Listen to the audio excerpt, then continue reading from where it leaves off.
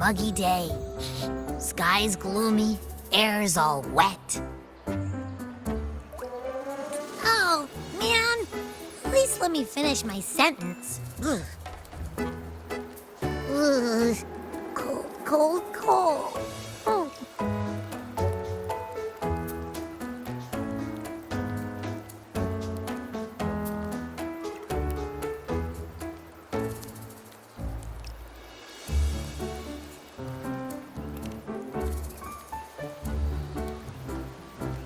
All right. I'm famished. We barely had a bite sprinting all the way here from Laguna. Whoa! Pinch me! This is a feast and a half!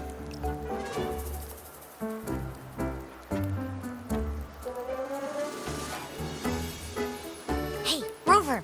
So, we did bring enough money, right? I mean, we kind of rushed out without grabbing anything. Oh, that? Don't worry. Money's not an issue. Augusta made sure we're covered. All our food and lodging here in Septimont is billed straight to the F-Force Palace. But I think the owner might have overdone it a little. Ha! Better get used to it. You're the champ of the Great Aegon. And you know me. If food's on offer, I'll be a scoffer. Yeah, no leftovers, guaranteed.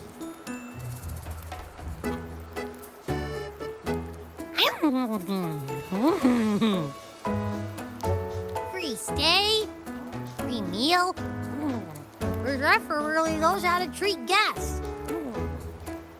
Maybe we should, hang around a bit longer.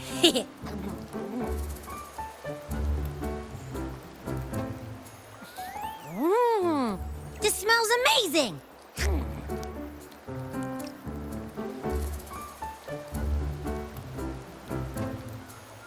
Abby, what do you think Imperator wants me to find? If Cardathea's right, the last clue should be somewhere on the Sanguis Plateaus.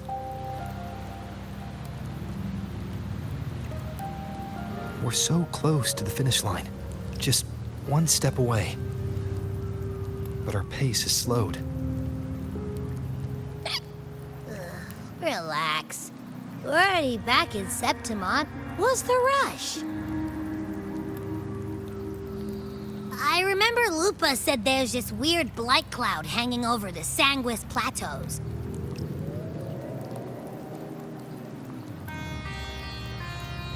And when the high tide, or whatever, rolls around, all the gladiators go there to hunt tacit discords. Wait, is the high tide coming up soon? The Aphra's invite did say something about a big hunt. Huh, that reminds me. Aren't we supposed to meet her today?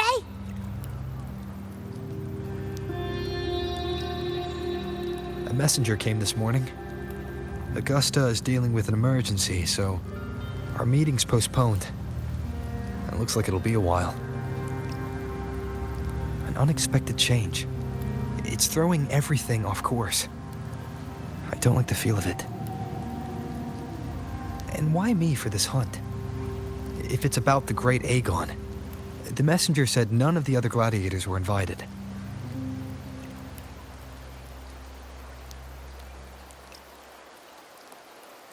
Who knows? Maybe she just wants to test her strength against you. Typical Septimontian, right? You think so? I've only met her a few times, but I doubt she acts on such simple impulses. And as the F4, can she really thoughtlessly do whatever she wants? Guessed from afar, you possess eyes as clear as crystal. But what troubles you so that eyes once bright as the highland sky now darken with rolling clouds?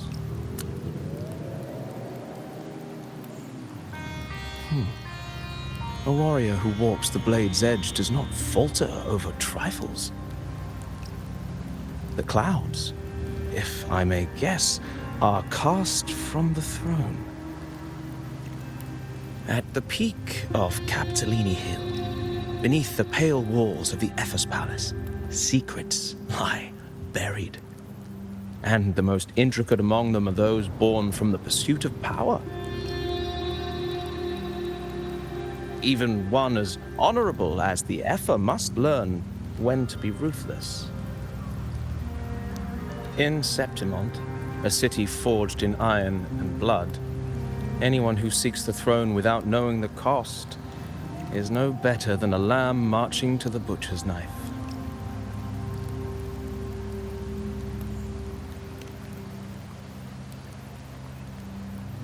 I am Nestor, a traveling poet.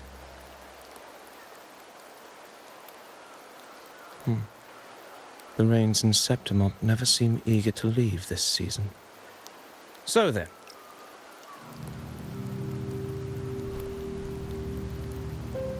If you are curious about the Epher, then allow me to say that nothing would honor me more than to offer even a modest service to the champion of the great Aegon.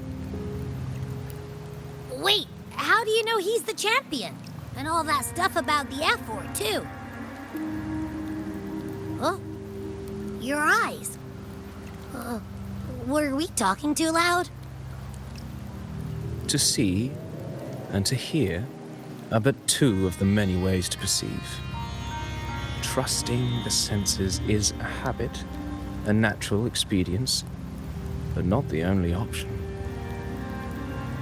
Truth be told, I've been gathering inspiration for my next epic, and its protagonist is none other than Augusta, the Epher of Septimont. That's why I speak of her with some familiarity. I have a feeling your tale with her will soon be written. And knowing more about those who walk alongside you is rarely without its benefits.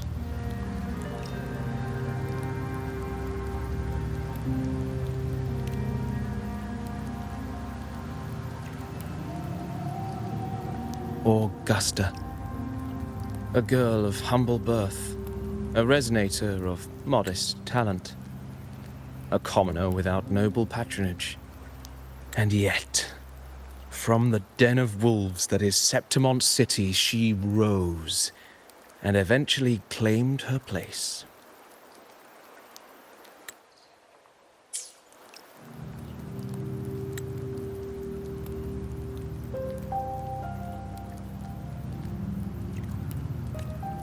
Just like the burning sun was once a cloud of dust.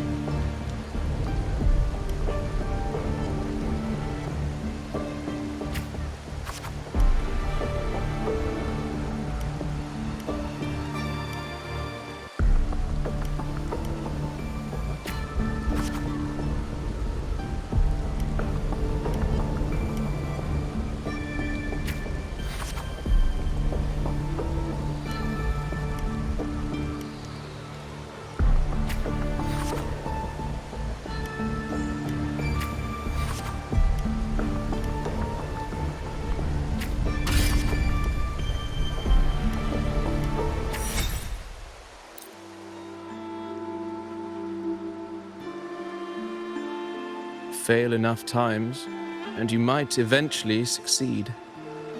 Should we call it resilience? Or mere stubbornness? Or perhaps, for a girl who has lost everything, there was never a second option. She had no one to trust but herself, and naught but a blade to hold. And yet, as the first stanza of an epic, this is nothing extraordinary.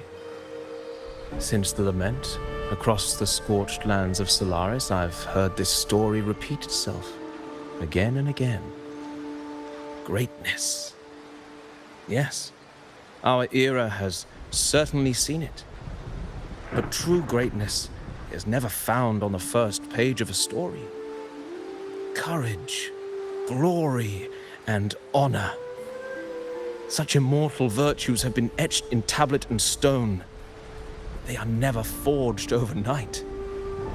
Light as a thread, elusive as the wind, they weave themselves into every twist of fate, tangling with every insignificant choice we make. I don't know. It's just unbelievable. The Augusta he's talking about, and the F word we saw in the arena. No way they're the same person. A girl far from home, arriving in the city upon Capitolini Hill in pursuit of strength. No title, no status, no wealth. I doubt anyone at the time could have imagined her rising to where she is now. Do you mean Kato? Do you believe Kato handed her that final victory on purpose, and that his scathing words were a test of her resolve? Then Kato must have been an idealist to place his faith in a girl with nothing to her name. Now, why don't we keep this question in mind and see where the story leads us?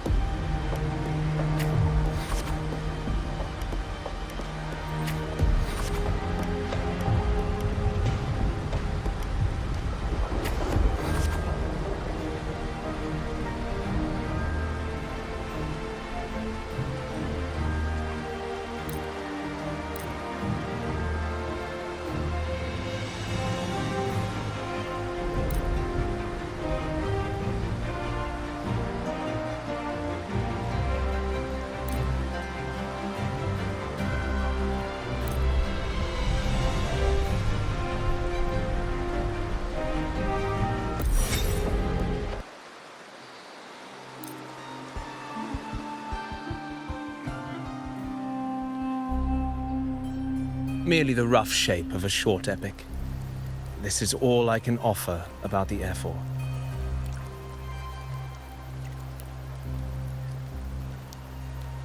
Now, as a listener, what do you make of my narration?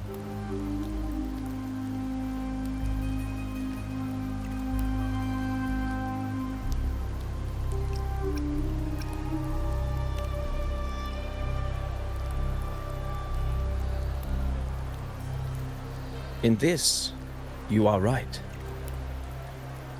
Poetry can only offer a glimpse of the true story.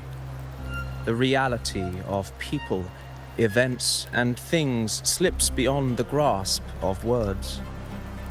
I do not belong in the pages of the epic, so I remain confined to the observer's gaze. I can imagine events and emotions unfold, but I cannot truly recreate them. Here's some advice for you, though I hesitate to call it such. If you want the truth of a story, step into it. Become part of it. The opportunity stands before you now. As I've said, the tale between you and Augusta, the hero of Septimont, is only now turning its next page.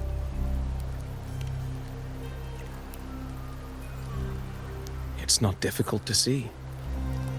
Fate flows like the stars, tracing their course. Your destination is written in the steps you take.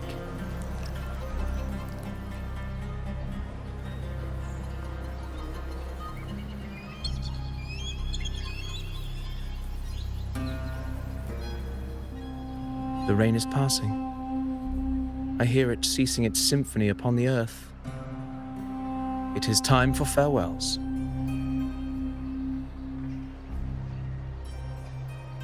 Before I leave, may I ask you one last question? What is it that has lifted Augusta to the seat of power? What is it that makes a ruler?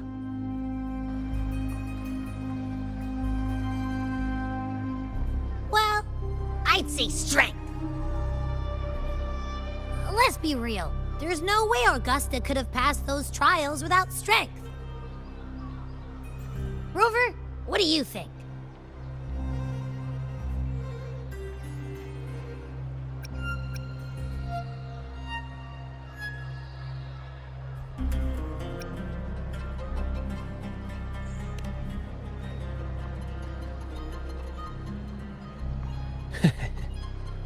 You needn't rush to answer now.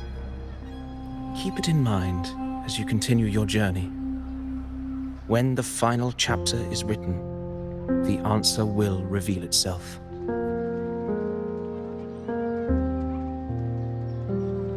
Farewell, my friend.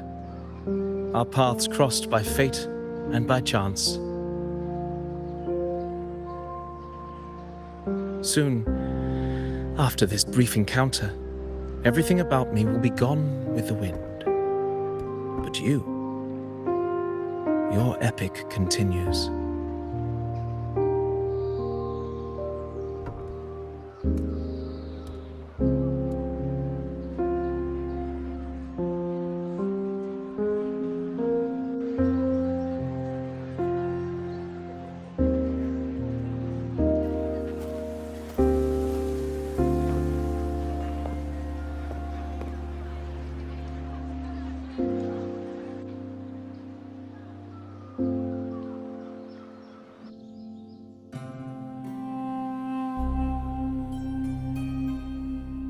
Your Excellency, you have indulged her too much. As the priestess, you know is far too unruly in both action and word. It's a disgrace to her title.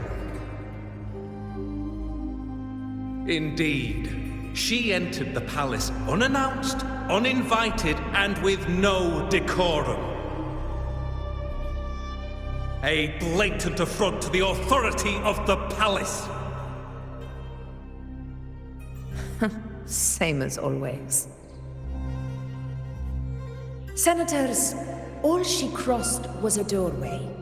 One too insignificant to carry the weight of our authority, or defend anyone's fragile pride.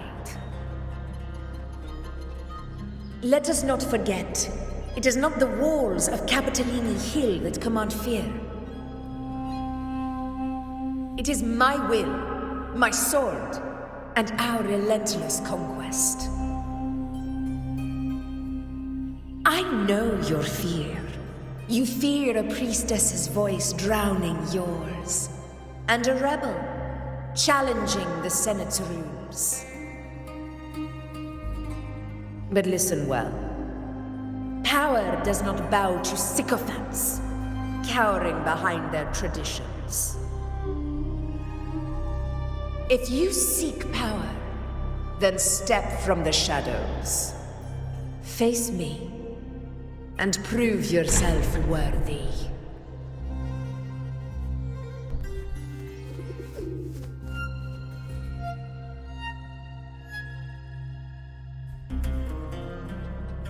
Took you long enough, Augusta.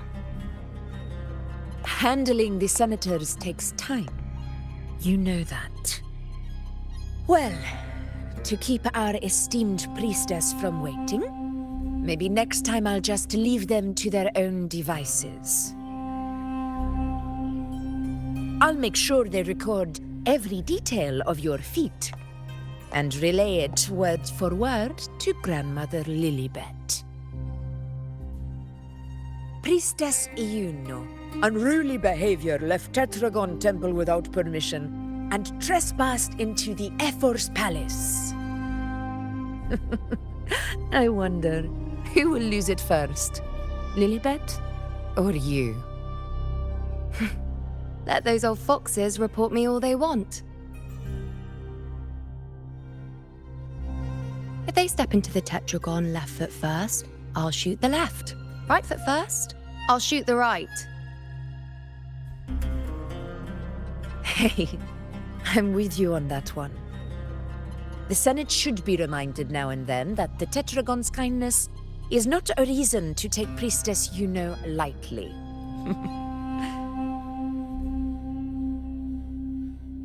Why didn't you wait there?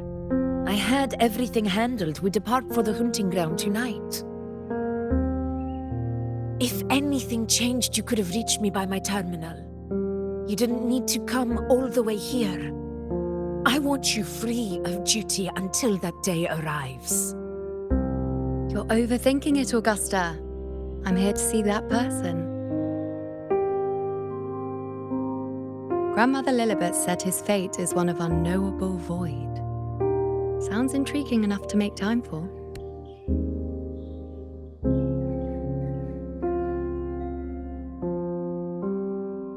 So that's it? Too bad. The ship from Laguna won't dock until tomorrow morning, and we'll be gone by then. Ugh, what a hassle. Patience, you know. The warrior has accepted the invitation. So, you'll have plenty of time to meet during the hunt.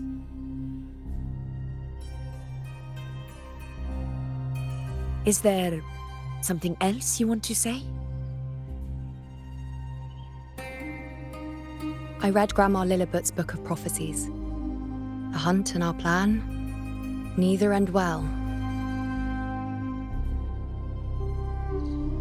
Are you sure we should go through with this? Risk does not trouble me.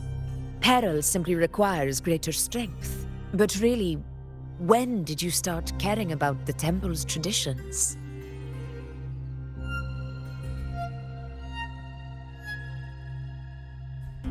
O ye faithless of Septimont, the divinity is enraged.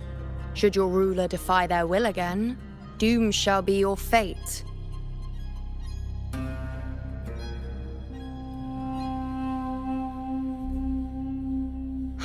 Lately, I've been hearing murmurs from the nobles again, about the ancient prophecy from Raguna. I will admit, those words once carried weight. But when our ancestors crossed the waters and climbed these hills, Raguna's divinity didn't get a seat on the ship. And the priestesses all said the prophecy was incomplete. Only the hero of heroes, wielding extraordinary power, risen from the dark tides, shall bring eternity to Septimont. Then shall the waters quiet, the tempest still, and glory return with the blood of the old king. Do not forget, this is the other half of the prophecy. Fabius, Attilius, Valeria, one after another, these heroes have saved Septimont from the brink of ruin. As long as a hero stands, no disaster can break this eternal city. What if this time is different? What if ruin is our fate? Then I will sever that fate with my blade.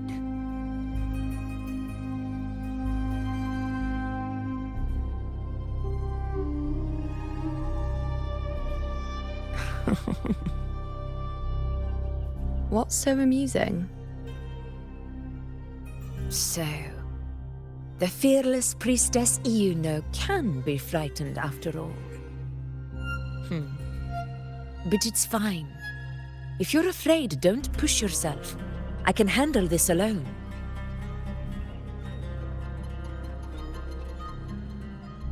Most revered priestess, wait for me in the temple. I shall return victorious. Frightened. Me? If anything, it's you, trying to shut me out and face it alone. Fine. Go ahead. You'll come back to me sooner or later. That I can't deny. I knew it. So you do need me for this hunt. Thank you. You know.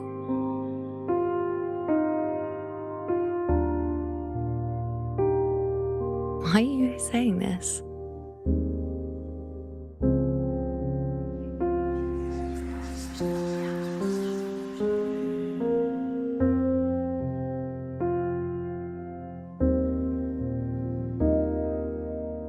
The storm is coming. Come, you know, my friend. The best way to greet a storm is to walk straight into it.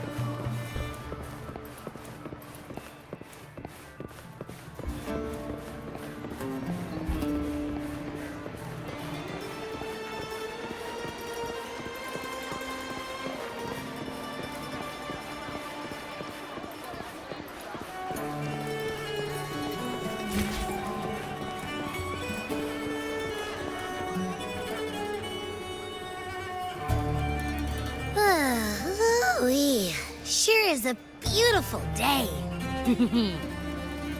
So, any news from the F4 rover? Or are we still chilling like we've been for the past few days? Good day, Sir Rover. I am Damien, an attendant in service to the F4's palace. By direct command, I have come to deliver you Her Excellency's personal letter. It concerns a matter of utmost importance. Me and my big mouth. Hey, what does it say? Scooch up a bit. It says Augusta is taking care of everything on her end. She's ready to meet us at the F4's palace as agreed. It's most likely something to do with the hunt. We shouldn't keep the F4 waiting. Time to go, Abby. Oh, you mean now? Well, I'll think I'll sit this one out and leave all the heavy stuff to you guys. Chat for as long as you like. Just give me a holler if you need me.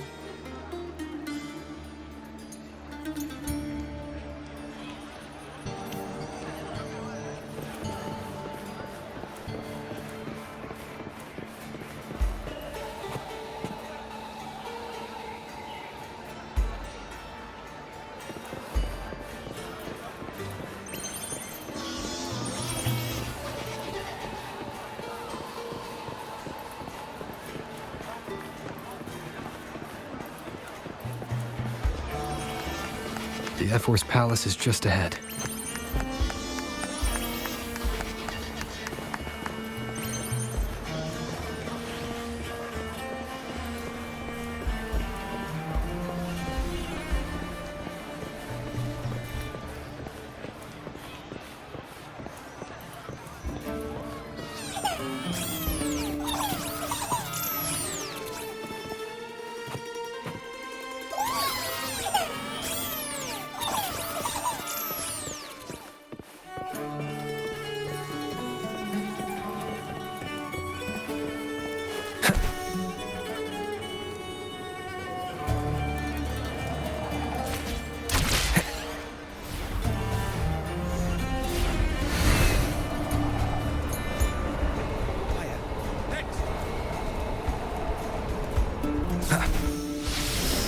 Looks like Augusta's already taken care of everything.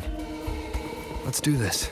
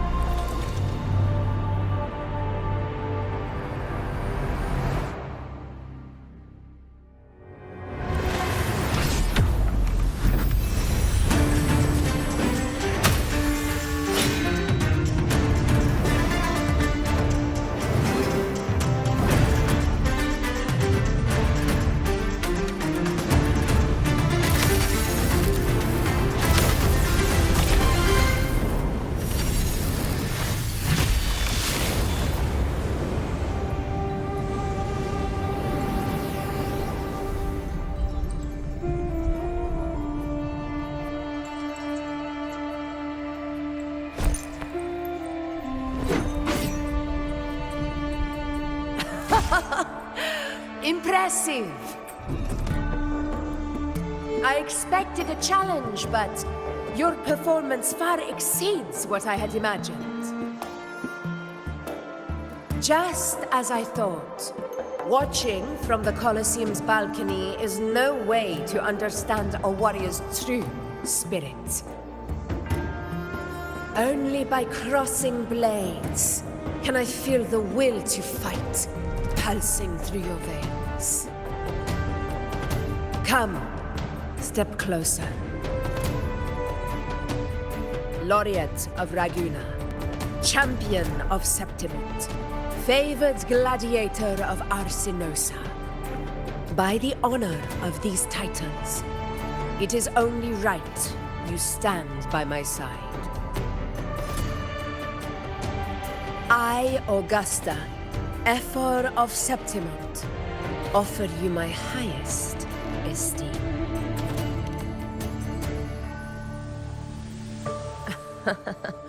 Simple and efficient. No need for pleasantries. Here we let our blades do the talking. The Septimont way. I have no doubt that you and I will have plenty of opportunities to get acquainted. But that's not why I called you here today.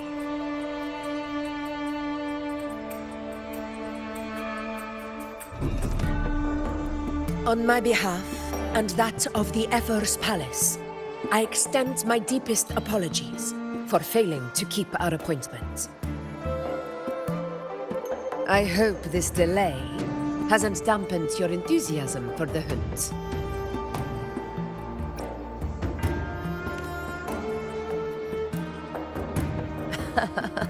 Tolerant and strong, just as I've heard. Virtues of a true hero.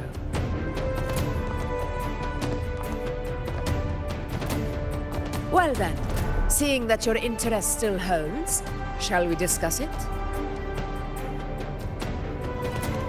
The hunt. In Septimont's long fight for survival, it holds profound significance. It is both honor and duty.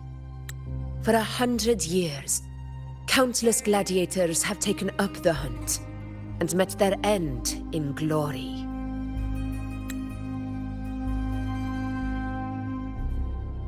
It is no exaggeration to say that the blood of gladiators still burns in every inch of the Crimson Sanguis plateaus. Our ancestors built the defenses that line those grounds. To this day, they stand as the front line of Septimont's resistance against the Dark Tide. You've surely noticed the lingering blight cloud that hovers over the Sanguis plateaus. Since the first Dark Tide outbreak in Rinasita, that place has become a breeding ground for its horrors.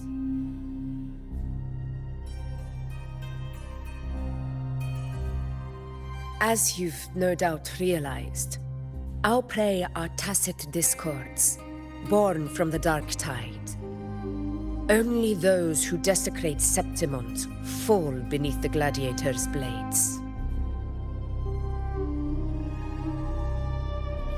The high tide is upon us, and it will be a storm like no other.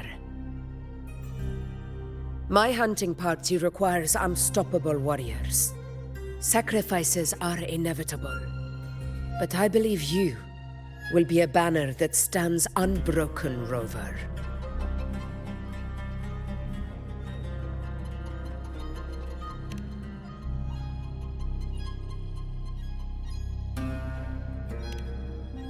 I share your sentiment. Septimont takes pride in its many remarkable gladiators, but you are exceptional. A grand hunt awaits us, and my warriors and I long to do battle alongside a fighter such as yourself. Of course, the will of the extraordinary deserves to be heard. I'd like to know your thoughts on the matter.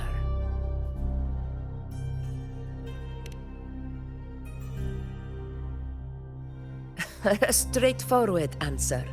I like it. As for this goal of yours,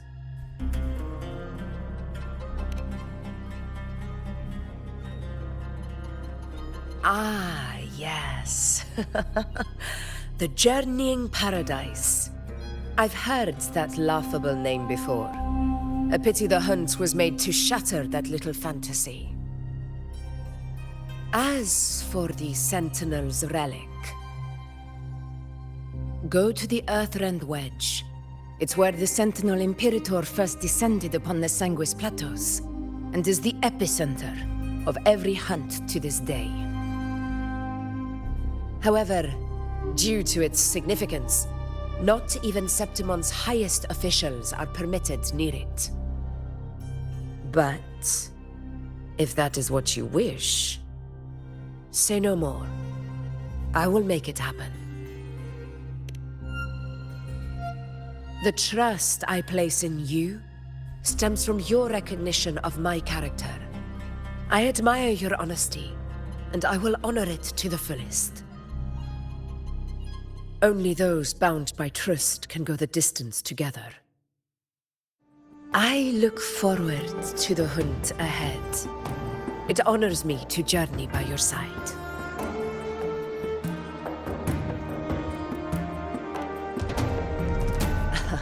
Patience, my friend, is the first step to becoming a hunter.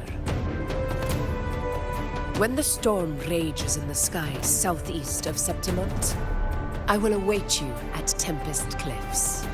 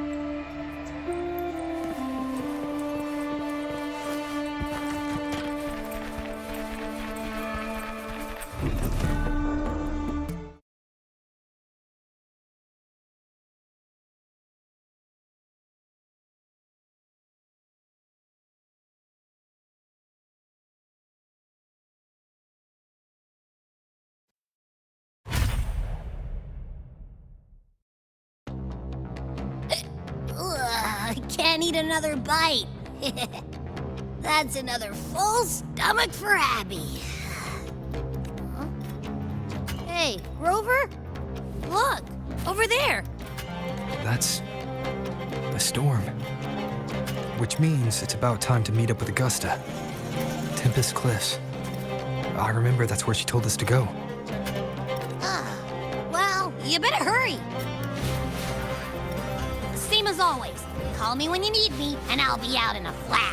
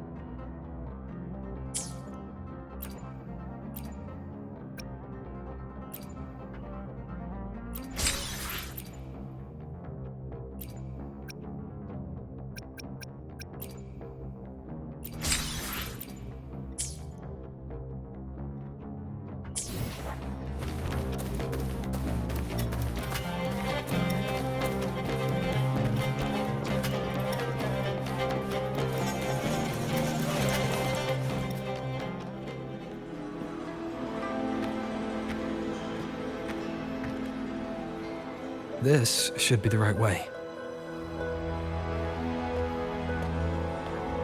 If you're heading for Tempest Cliffs, head east.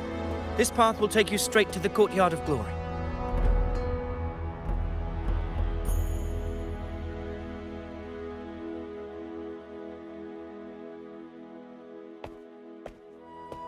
Or perhaps, would you care to travel with me? After all, we share the same destination. Your reputation precedes you, Honorable Rover. I am Gladiator Avidius, at your service.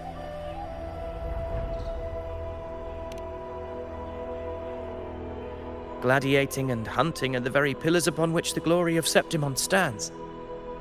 I believe no gladiator would refuse such an honor if invited. I, of course, am no exception. Please, if you'll follow me, honored guest from afar.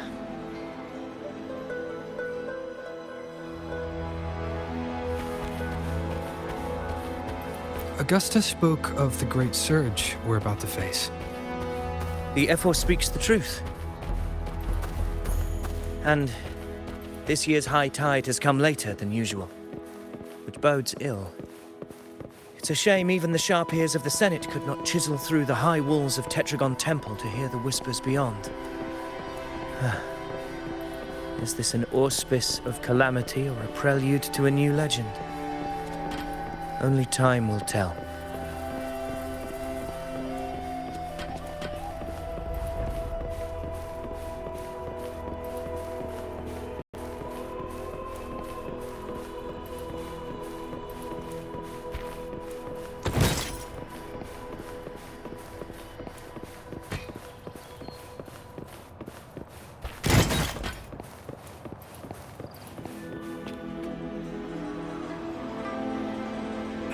Come on, give me a hand.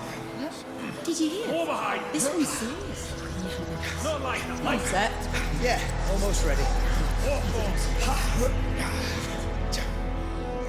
Pleasure of escorting you to the F4 has been fulfilled. For now, my duty ends here. From here, we march onward to the hunting grounds, where the dark tide's creations may await us. When the time comes, it will be a true pleasure to see your skills in action.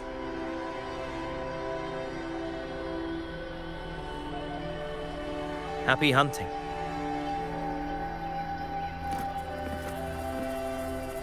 Come, join us, Rover. The horns signal our departure.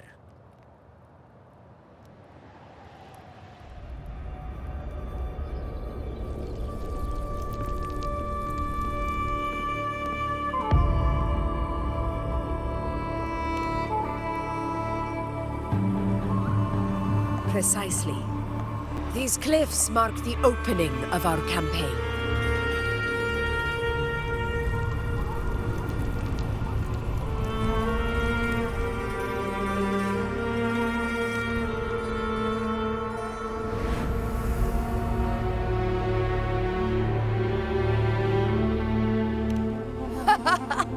Take courage, my friend. The path to glory will reveal itself under the feet of the brave.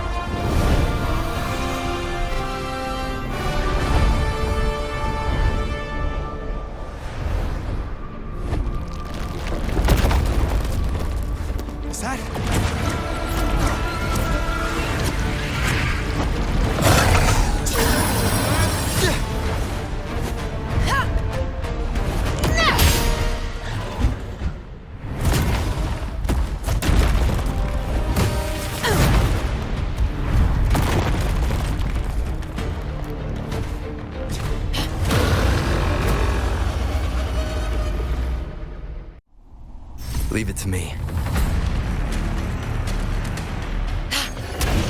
Getting restless, are we?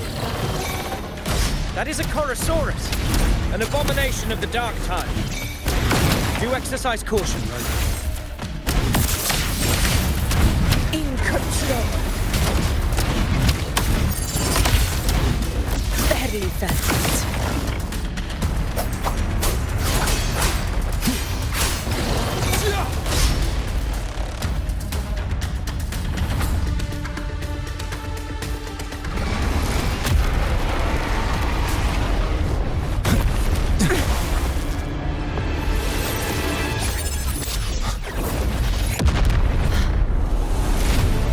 Now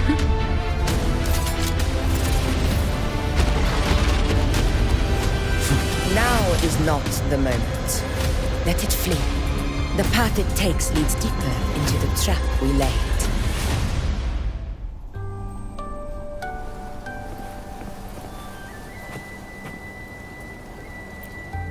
That sound.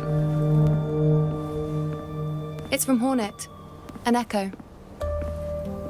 It's signaling we retire for the day, that's all. Augusta, time to bring your party back to the Hunter's Den. Of course, priestess. Your arrow couldn't have come at a better time. Seeing that Rover is here, I'll take that as a compliment.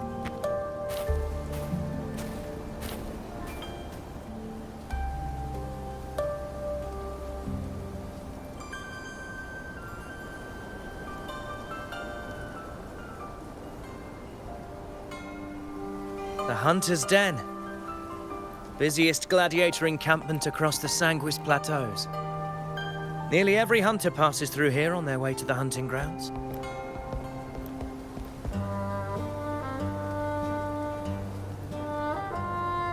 We will rest here before setting off for the next hunt. I must admit, this place is rather magnificent. I suppose my predecessors forsook the peace they ought to have enjoyed, just to share this hard-earned land with these hunters. Such magnificence is rightly owed to the temple.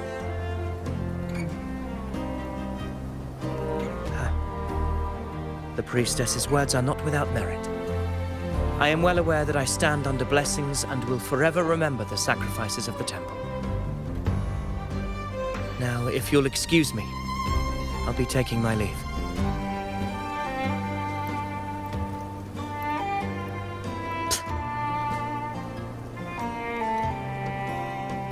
Though we've already met, I suppose a proper introduction is in order.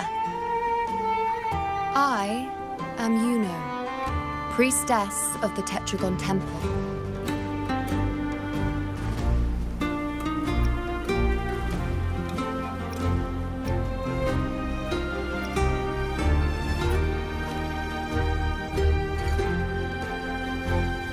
Well, aren't you caught up on things? What you say is true, though I've long since grown tired of such affairs.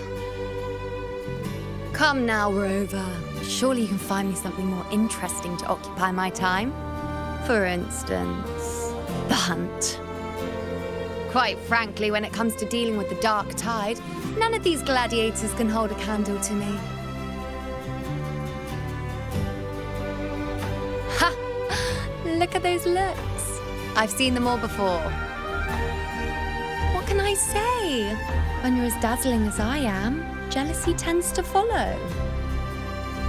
I'll be making my way back, Augusta, lest my shine further sting the eyes of certain people. If you find yourself with free time later, consider visiting me at Tetragon Temple. Not every Outlander is granted access to its sacred halls. Make the most of it.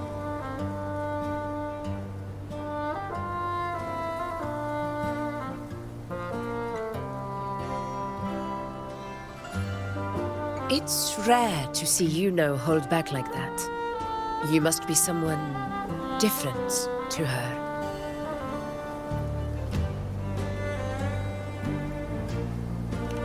Perhaps we do share some common traits. Don't let her unruly side fool you. She is as dependable as they come.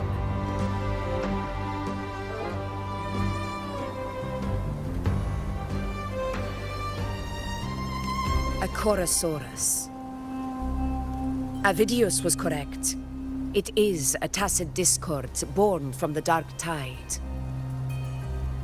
What he didn't have the chance to tell you is that it is the deadliest Chorosaurus of them all. We call it Tyrannos. A vanguard of the dark tide that rides its surge to reach our lands. The Threnodians' attempt to plague Septimont never came to fruition. But do not mistake that for victory. Our enemy will not bow so easily. The Dark Tide, immortal and indestructible, carries out the will of its creator, the Threnodian Leviathan. Only the Earthrend Wedge, that bears Sentinel Imperator's power, can sever the link between the Dark Tide and the Threnodian, burying the calamity deep beneath the Sanguis Plateaus. The hunt is how we disrupt the Dark Tide's frequencies, by capturing and eliminating its creatures. However, the Earthrend Wedge's energy range is limited. Our mission is to deliver a true death to our prey. Meaning we need to hunt and kill the beast near the Earthrender. Is that how we stop the Dark Tide from spreading? Yes, and it must be done within Maroonwood. This confrontation with Tyrannos was expected, but it's not a fight anyone is eager to face. That beast is well aware of our plan. It's no mere prey. In many ways, it's a cunning hunter itself.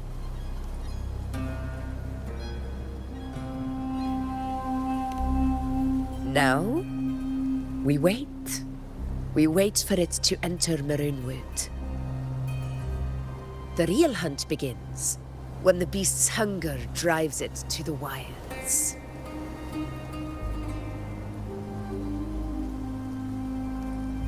Your Excellency, the Senators request your presence in the main tent.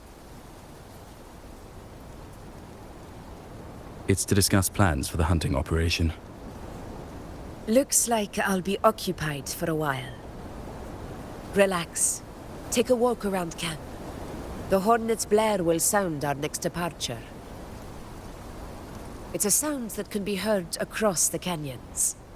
You won't miss it.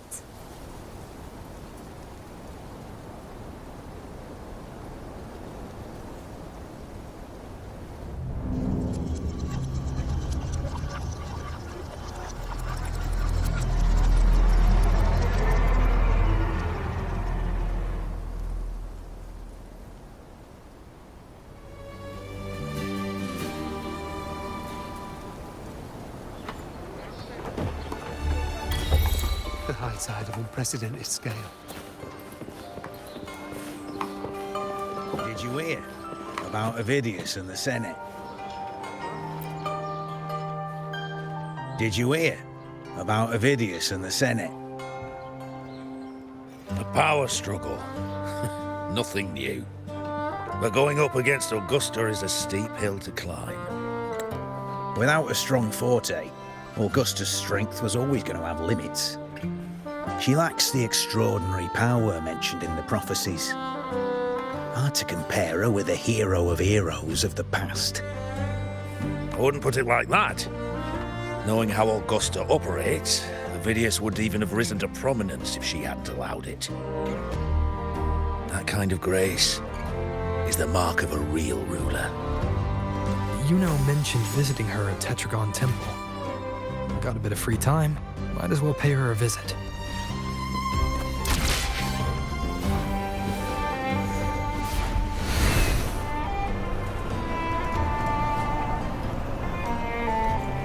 I didn't think I'd find something this grand way out here in the hunting grounds.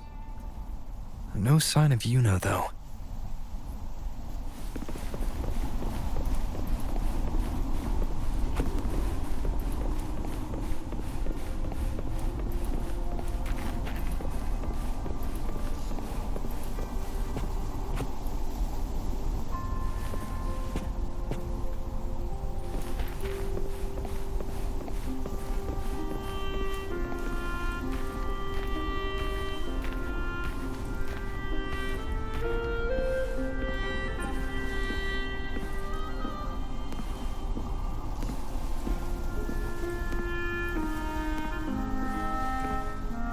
Are those murals on the wall?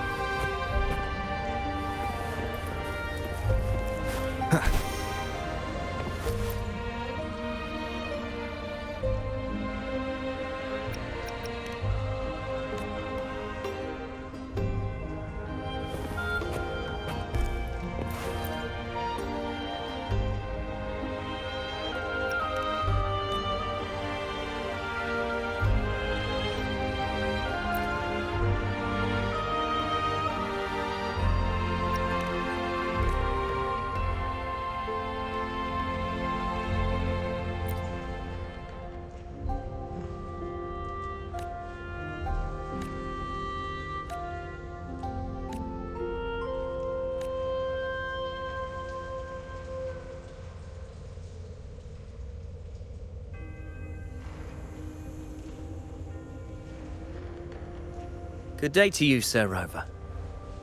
It seems you too have taken an interest in the temple's murals.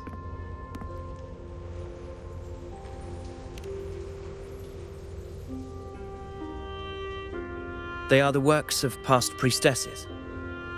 They depict prophecies glimpsed in the sacred flames. Ones already fulfilled, and ones yet to come. In any case, all these murals point to two prophecies of importance. The first is a Ragunesi prophecy condemning Septimonte's lack of faith in the Sentinel.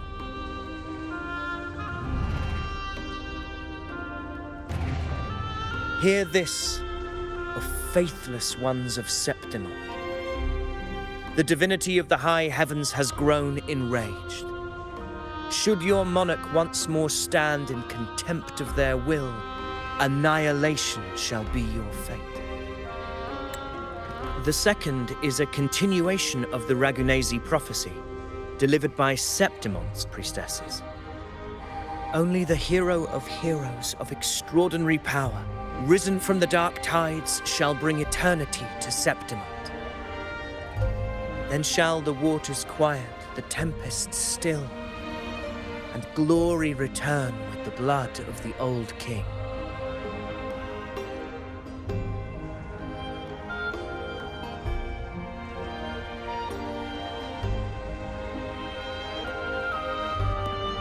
You seem drawn to that particular mural. It tells of a calamity yet to come. And, as always, the hero of heroes, who shall rise among us to turn the tide of fate. Yet the identity of this hero remains a mystery. Coincidentally, much like the absent part of this mural, the prophecy of our victory over the coming disaster remains untold. Whether the priestesses can't foresee the fate that awaits, or whether the true prophecy is meant to remain hidden, is indeed a question worth pondering. Our would-be hero of heroes, lost in daydreams again. What is it this time? Staring at an empty wall, hoping one day it will bear your name?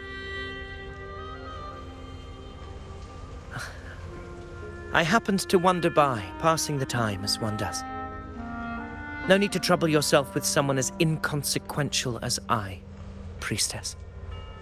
Inconsequential? Come now.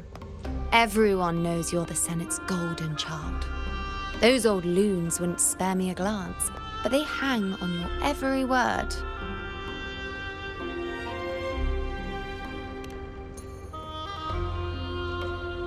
Have you been waiting long? Oh, I can't believe he got to you first. Isn't paying respects to the heroes fairly commonplace? Surely we needn't allow rivalry to come between us, priestess. I'm not blind to your tricks, Ovidius. Do you really think Rover would take sides with you? Let me guess. Eliminating Tyrannos and the Dark Tide before anyone else would be the perfect act to prove you're the prophesied hero of heroes. 4 expeditions to Main's Deep, plus a Home Leaf medal, and now you think you can usurp Augusta's place? Don't make me laugh.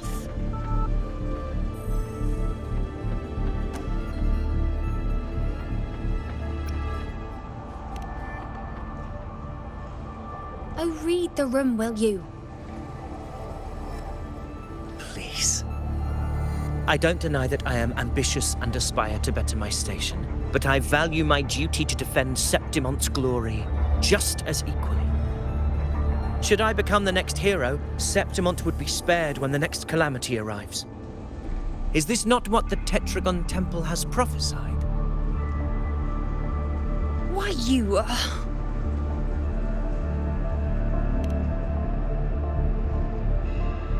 She possesses many qualities worthy of a hero, but she lacks the extraordinary power mentioned in the prophecy. As a resonator, Augusta offers nothing special. Yet throughout Septimont's history, every hero of heroes was born with extraordinary gifts. She may have the strength to wield a sword, but I doubt her ability to endure pain and the slow, wearisome passage of time like other resonators. It's a pity that in a city built on prophecy, Augusta is a disruptor of the rules. I assure you, priestess, I will not act from the shadows. If Augusta seeks a fair challenge, I shall honor her with the respect she deserves. Priestess, Rover, I beg your leave. Perhaps we will bear witness to the birth of a new hero in the hunt to come.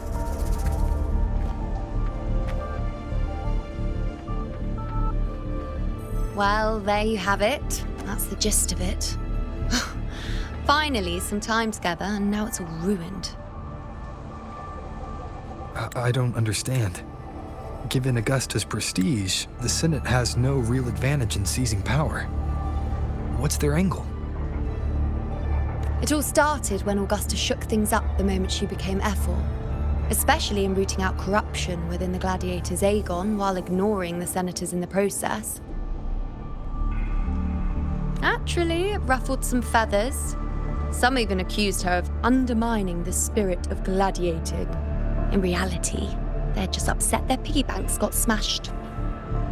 More importantly, this is exactly the kind of chaos Augusta wanted. That idiot. She even went so far as to say, the citizens of Septimont only need to be loyal to Septimont, not her, Augusta. And then, like it's nothing, she tells me that the Ephor position only matters when a strong gladiator wants it. She's even more stubborn than I am.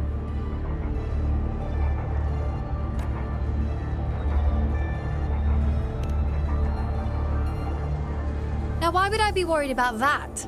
I'm sure you've seen her sword. The inlaid blades are trophies of every gladiator she's defeated. Even ones with decent resonance powers like Avidius, she eats for breakfast. Though Avidius makes me rather uncomfortable. It's got nothing to do with his stance, it's more of a hunch. Something about him feels unnatural. Or maybe I'm just overthinking it.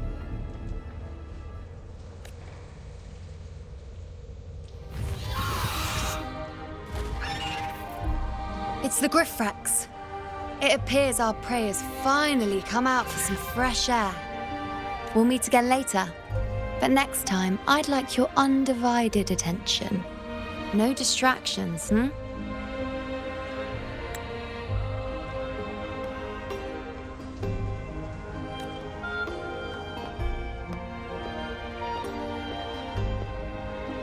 Is that lady over there looking at me?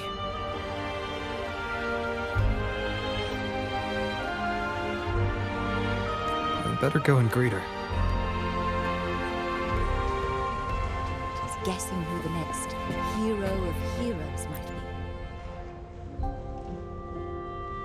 Ah. We've been expecting you, roving hero. I see. A void. An unknowable fate. Worry not, my child. A void is by no means nothingness.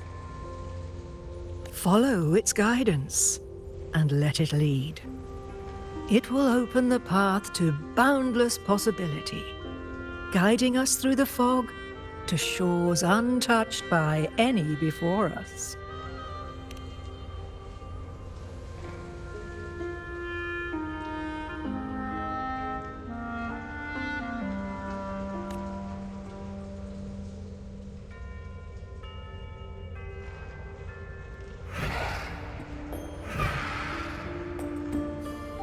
Perfect timing.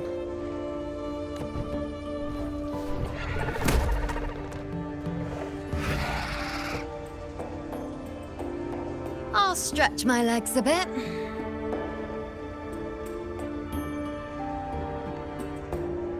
Huh. I wonder what Grandmother Lilibet and Rover are talking about. Never mind. It can wait. Let's get eyes on this beast, Aquila.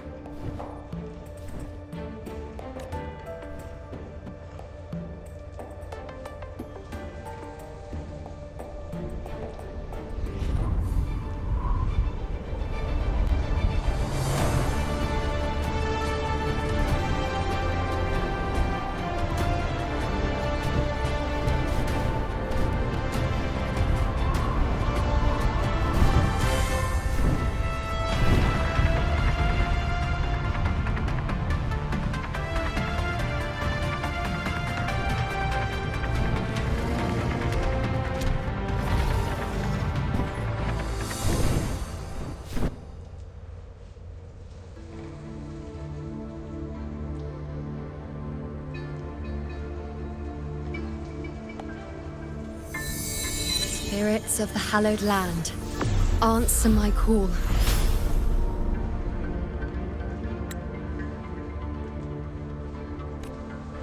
May the eternal sacred flames grant us boundless sight.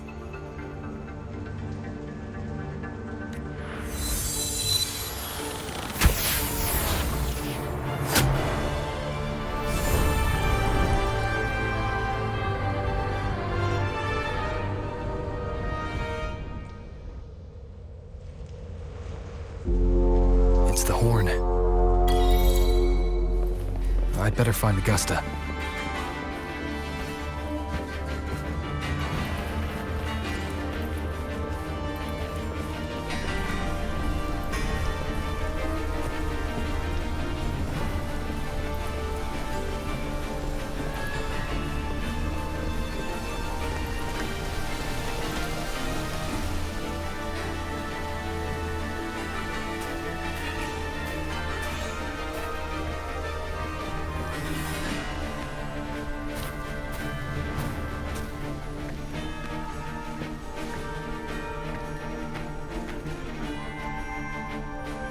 Over there.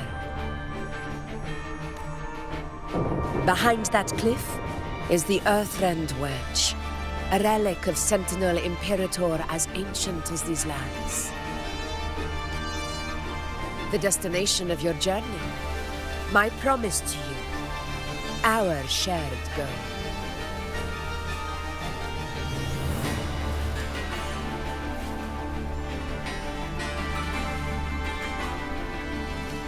An anchor stone, made from tacitite formed around the Earthrender. It contains a fraction of the Earthrender's power. It offers no defense capabilities, but it can at least serve as a temporary measure to hold off the dark tide, or its creations. We need to deploy 3 of these in predetermined locations across Marinwood to generate a force field. This will drive the Chorosaurus to the Asphodel Barrens in the lower levels. The field blooming with asphodels is where the hunting party can safely reach the lower levels. Judging from the height, it's close to the Earthrender's base. In that field of glory, we will grant Tyrannos the death it deserves.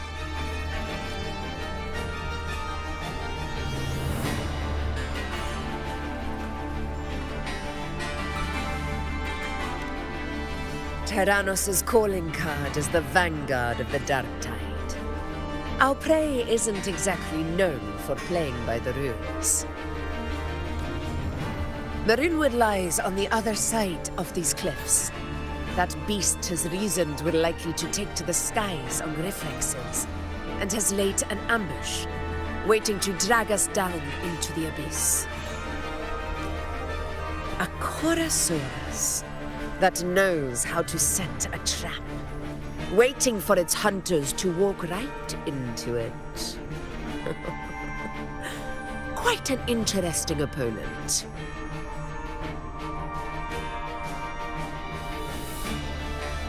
Gladiators, march with me to the hunting grounds.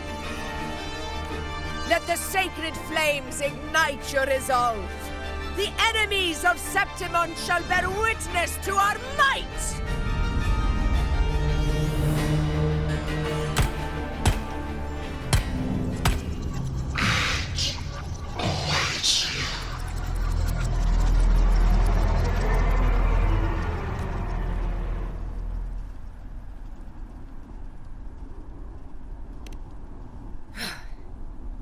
Let us be on our way.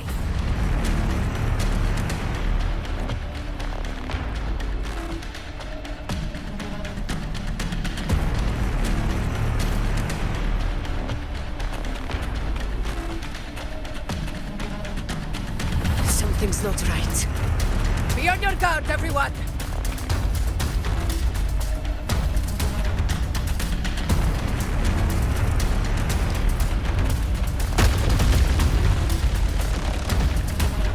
To the lands afar.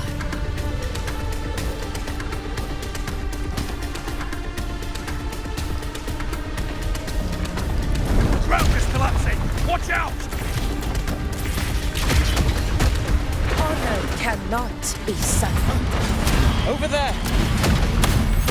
Getting excited, are we, Tyrannos? Watch out for those molten rocks. Use the pillars for cover. Move!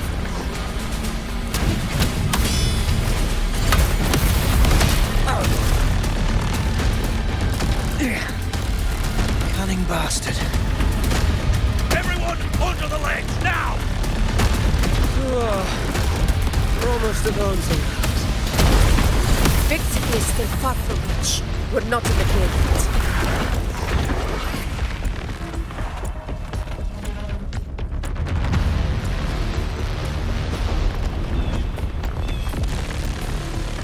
Rocks above!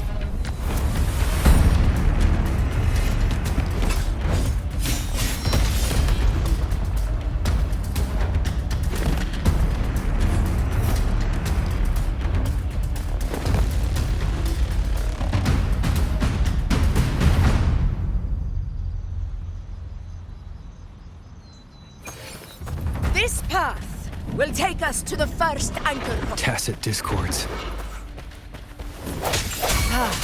Just in time. My swords had enough of waiting. I sense your weakness. The end has come.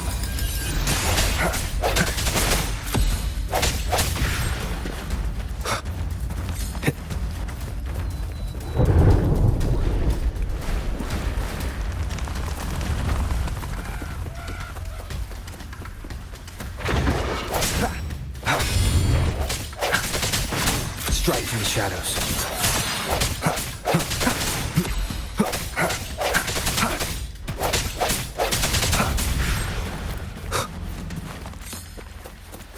Such carnage.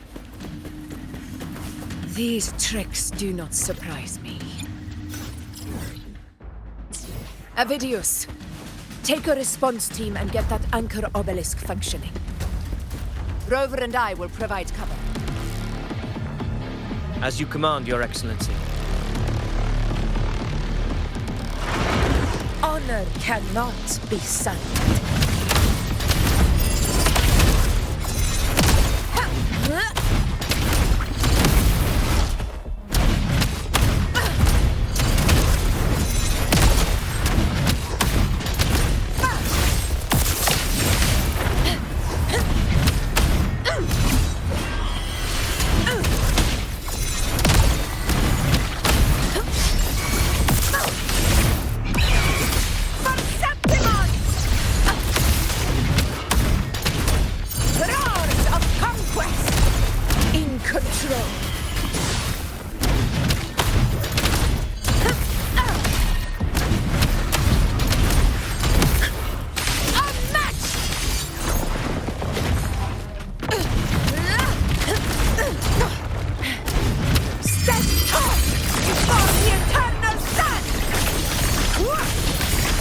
It ends now!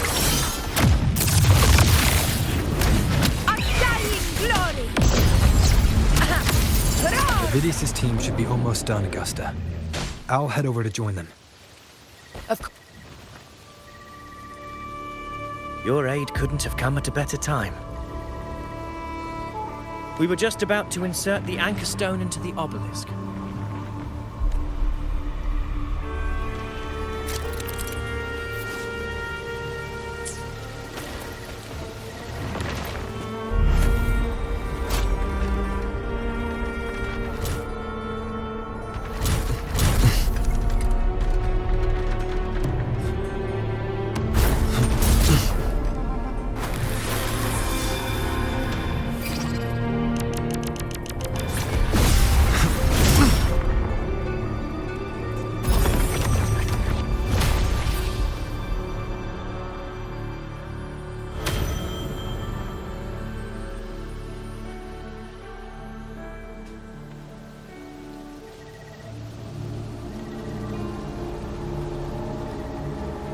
Excellent work, all.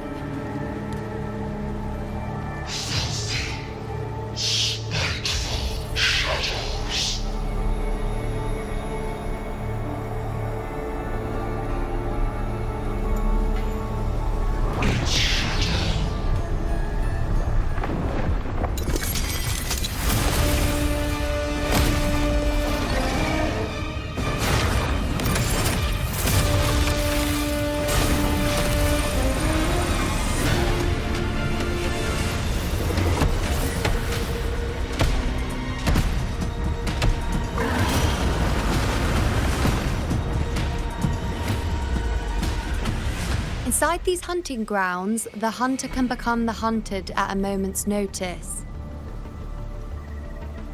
Think that beast is running away? Just a trick to throw us off. Let Augusta humor its little performance. Beasts who think they've won are always the first to die. Let her handle the Chorosaurus for now. We have more important matters to take care of.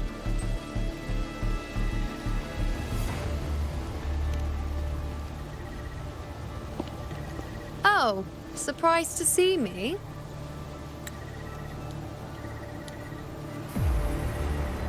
I've already shared my interest with you. It wouldn't kill you to remember a few things I've said, would it?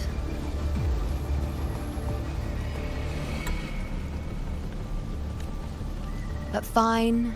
Since it's you, I suppose I can let you in on the secret. The Chorosaurus is just an appetizer. I've got bigger fish to fry.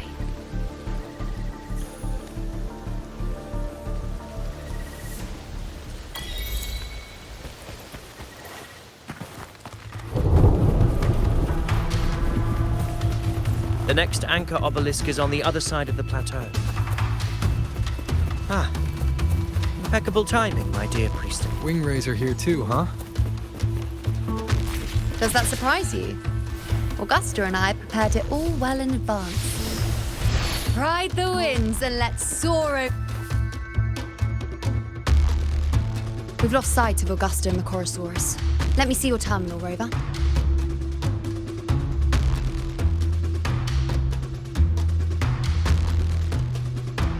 There. Try using the sensor. You catch on quickly. My resonance power can reveal hidden traces of the dark tide for a short time. With these markings, be it Tyrannos or Tyran whatever, yes, you're not wrong, but the beast also has its eye on them. A sly enemy like this won't play by the usual rules. The more cautious we are, the better. Ha! So it is heading for that cave. The second obelisk is also in that direction. Come, let's go have a little fun with our friend.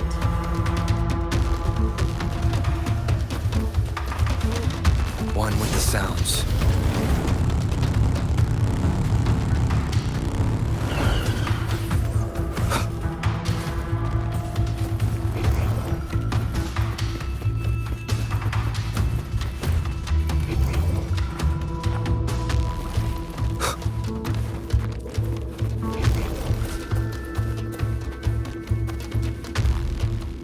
This is it.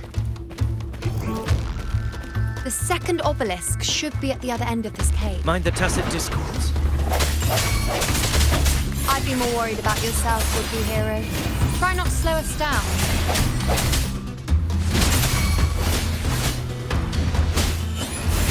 Attack is the best defense.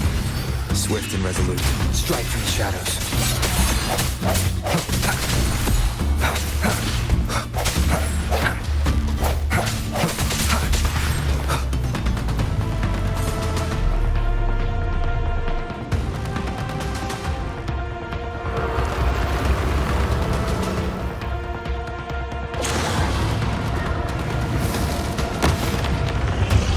Watch out! How did it manage to get here? There's an opening in the floor. That's our way out.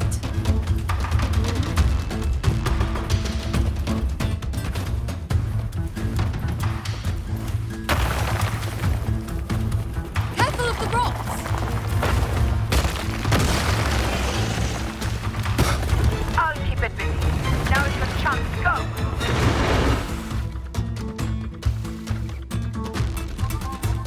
Make no mistake! Your fight is with me!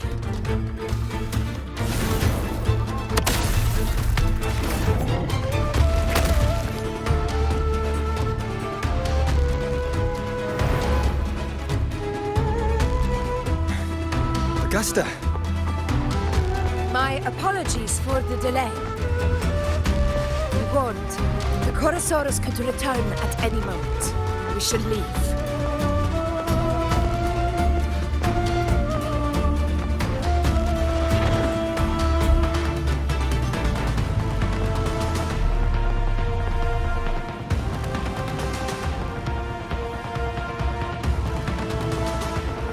Here it comes!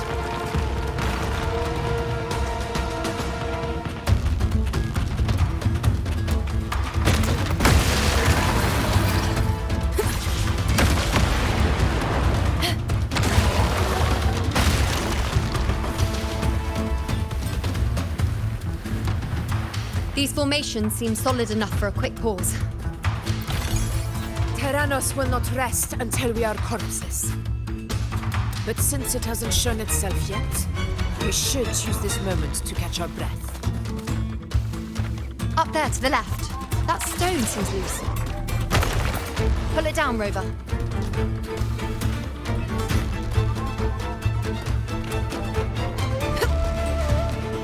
Honor cannot be silent.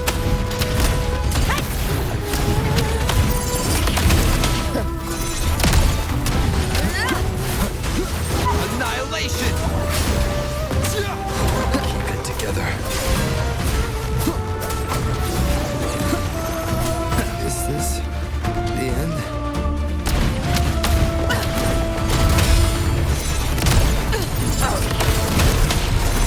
Never back down. Roars of conquest! Pathetic struggle!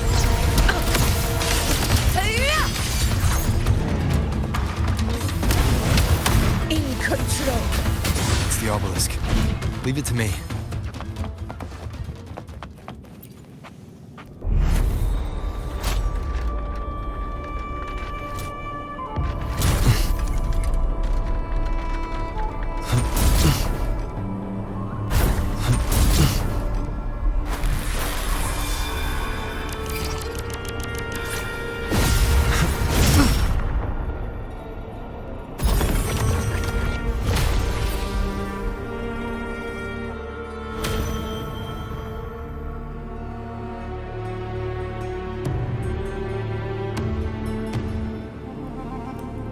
Splendid!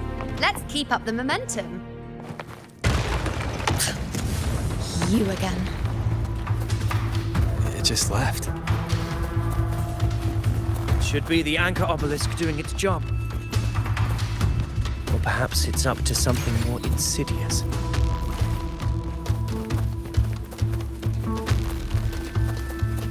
The direction it's heading. Is it planning to destroy the final anchor obelisk? This fog hinders our vision. could be walking into a trap. Makes for a fun challenge. Don't you agree, Abidius? Stay vigilant. In due time, Tyrannos will learn that gladiators always wear blades sharpened.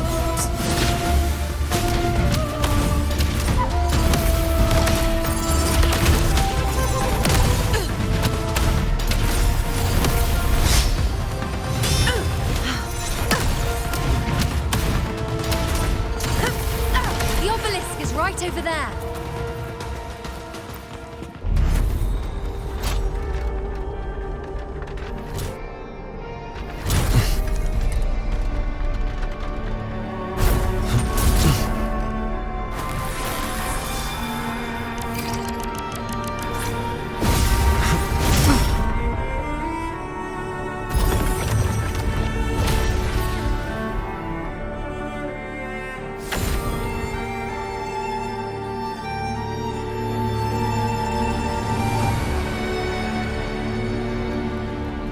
Good. You did well not to disappoint.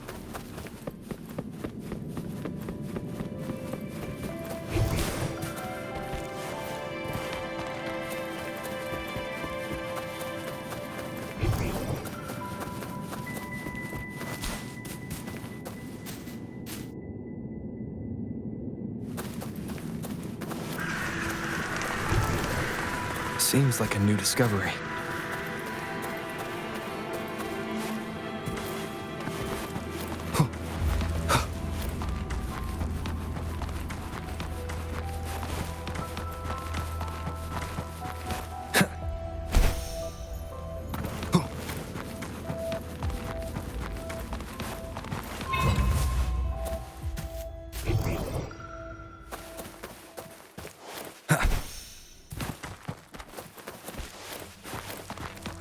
Leave it to me.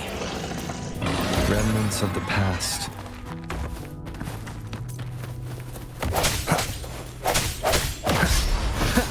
I sense your weakness.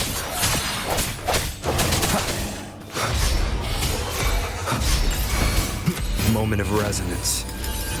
I got your back. Victory, guide my blade. Swift and resolute.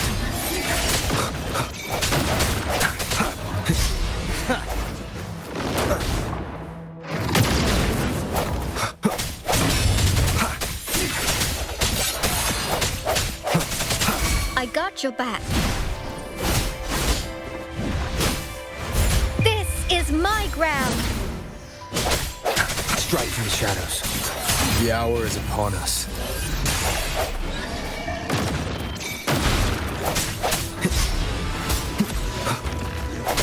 Sounds come forth. I got your back.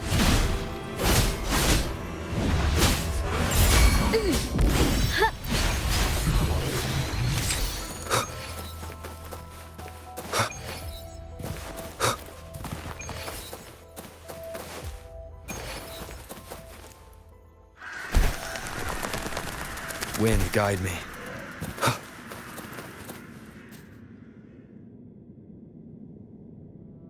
Augusta, Tyrannos is heading for the Asphodel Barrens. The net has been cast. It's time to reel in the prize.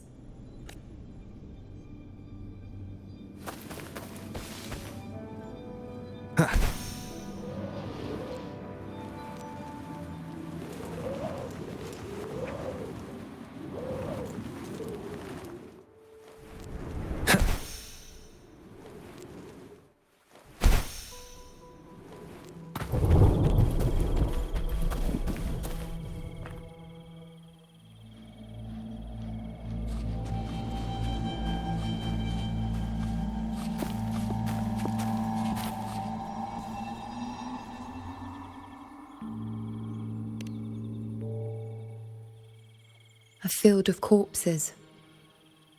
Horrifying, isn't it? This is Tyrannos' birthplace. A kingdom of brutality, and the beast is proud of it. Every hunt before this, it was here that we met our final battles. The gladiators went to great lengths to drive the Dark Tide's creatures into the Asphodel Barrens. Likewise, their prey were just as eager to bait their hunters here. This is destined to be an evenly matched game of life and death. Hunter or prey. Only the one still standing gets to decide.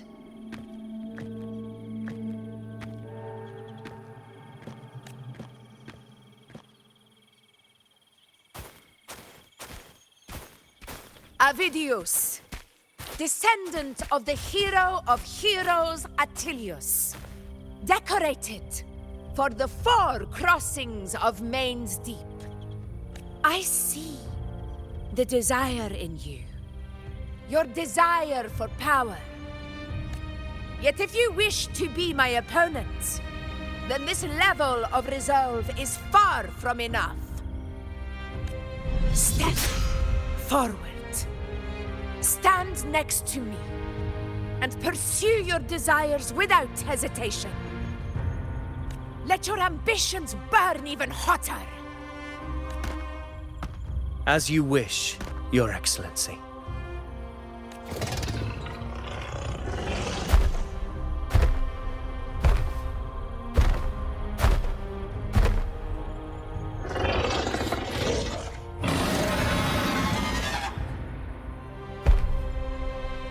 Finally, some fun for a change. Come, you need only to stay at my side, Rover. Rest. This is a matter between Augusta and Avidius. We shall not intervene for the time being.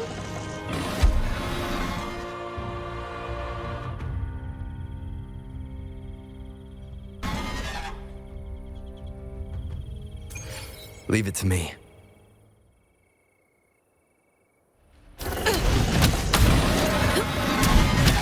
Roars of conquest!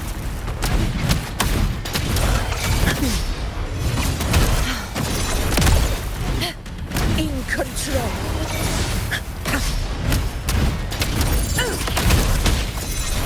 Invincible! Sing of my triumph!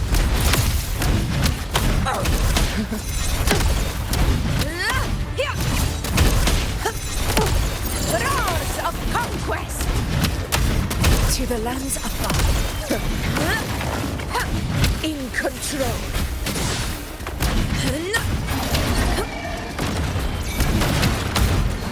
Barely felt it. Never back down.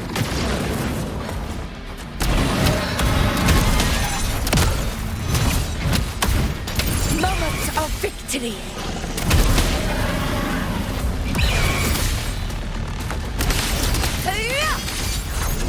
In control.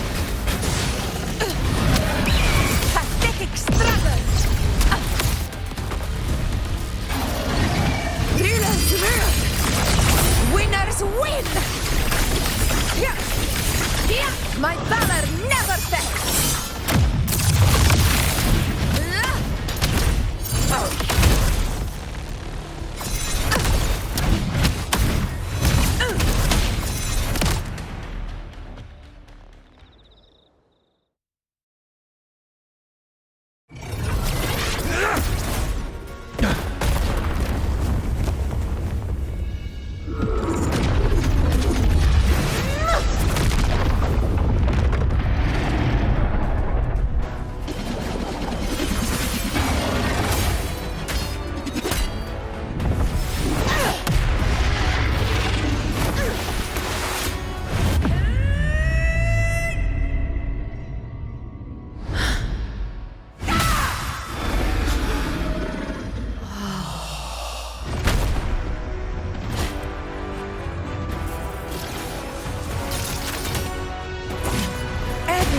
Is in place.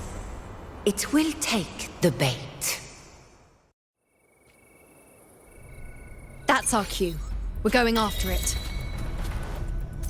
All this effort we've put into setting this trap. This gift of ours, it better take it. Nice and obediently.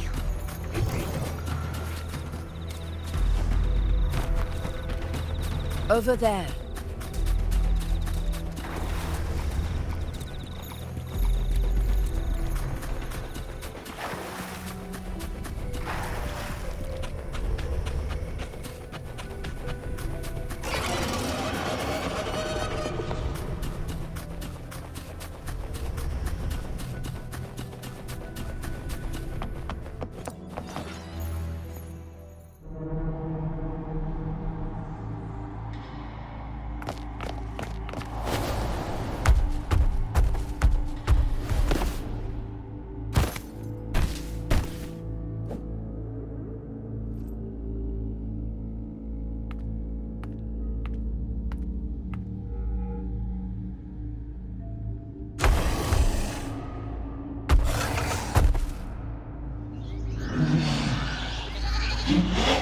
What was that?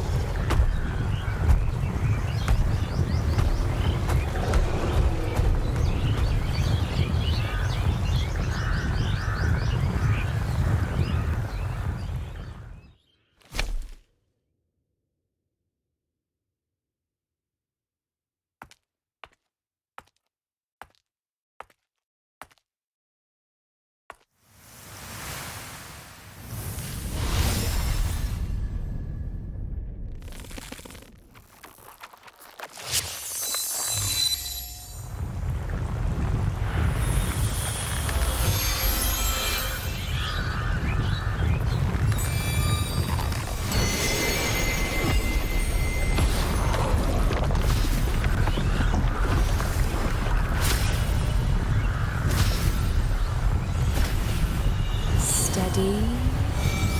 Now.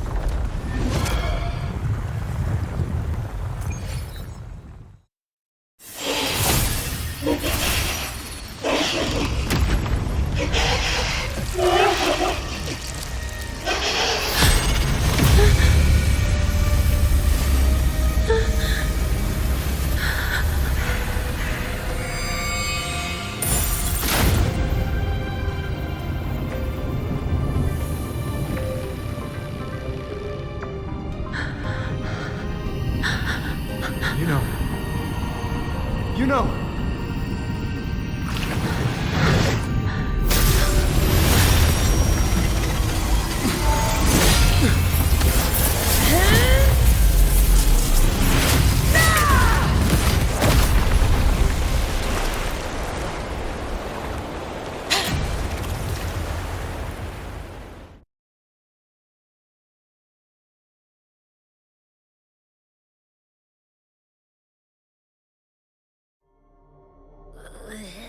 What was that about?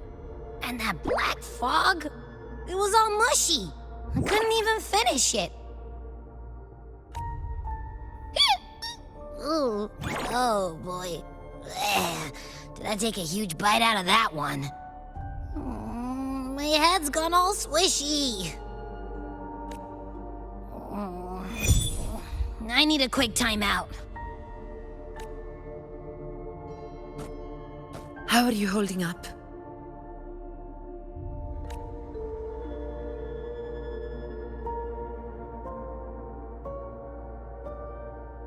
Augusta. Augusta.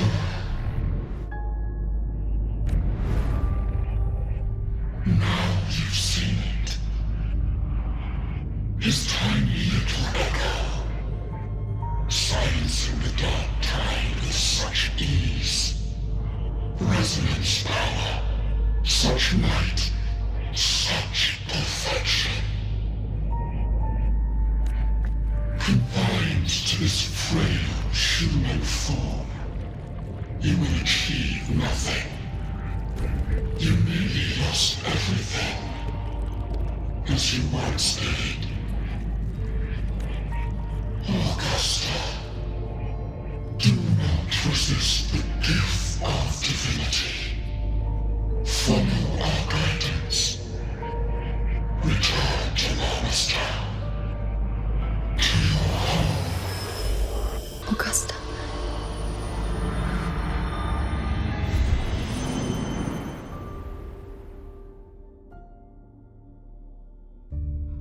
Augusta.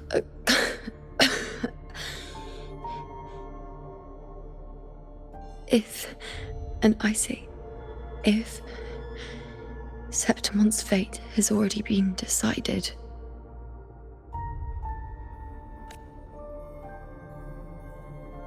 would you continue to fight?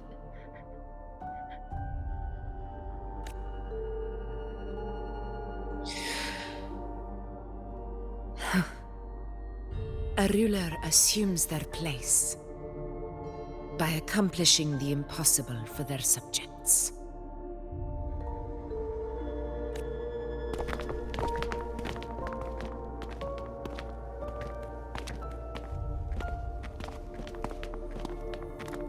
It isn't safe here. I'll lead a team and escort everyone to a temporary camp not far from here. But before that, I must ensure no one is left behind. You go ahead, Rover. I am entrusting Yuno to your care.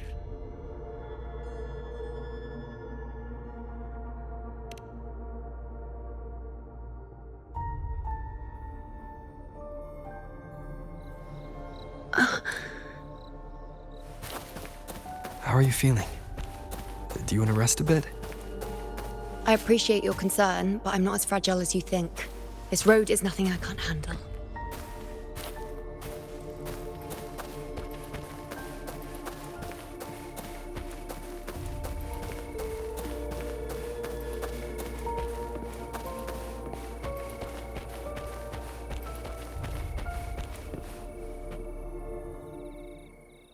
You can set me down here.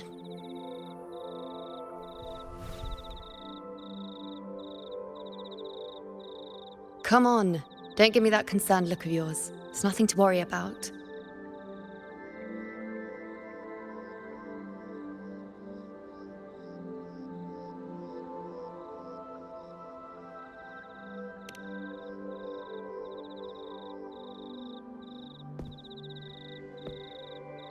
Wait. You have questions. Don't pretend you don't. Well, spit it out. It's only a minor injury. I can manage.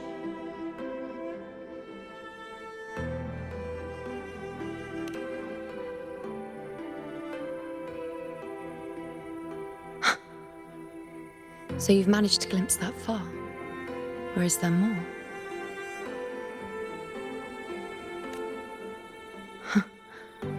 Just how many more surprises do you have for me? But I suppose only you could manage something like that.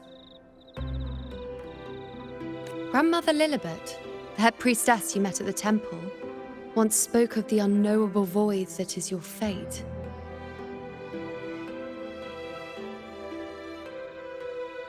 I've yet to fully interpret what she meant by that, but one thing is clear. You are the most unique among us all.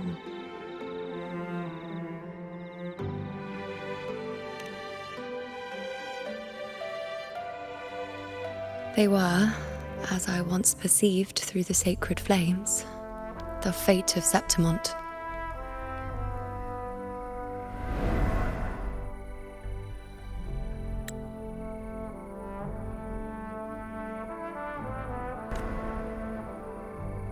Just as you saw, the dark tide will bring destruction to Septimont and the death of Augusta.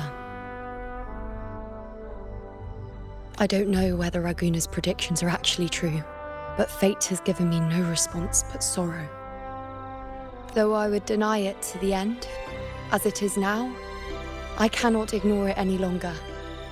The dark tide is a force to be reckoned with. Its terror lies not in the illusions it shows or the lies it spins. Rather, it uncovers the parts of us we hide the most carefully, the parts of ourselves we least wish to face.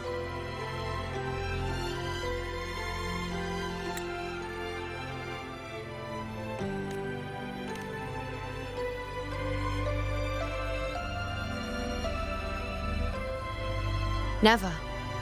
My prophecies are never wrong. How I loathe this feeling. This helplessness. To know everything, to see everything, and yet be powerless to change a thing.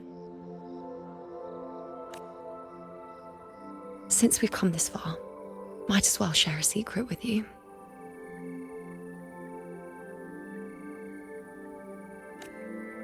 The Yuno you see before you can no longer see the threads of fate. I gave up my ability to peer into fate in exchange for the resonance power to resist the dark tide. Why? Because I refused to be fate's obedient puppet, bowing to its whims and letting it dictate my every step. But in the end, despite all the sacrifice, we still couldn't escape its grasp.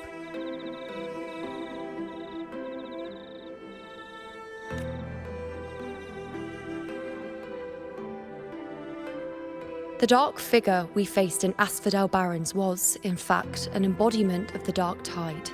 We call it the False Sovereign. Unlike other Dark Tide creations, it can devour and reshape the scattered powers of its maker. I'm unclear how things will unfold, but I'm certain it's the source of evil that will bring about the fall of Septimont, just as the prophecy foretold. Before this hunt, Augusta and I investigated such Dark Tide irregularities at the Sanguis Plateaus.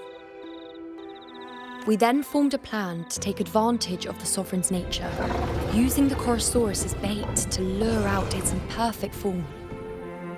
Maybe this way we can rewrite Septimont's tragedy before it even begins. But as you can see, we failed.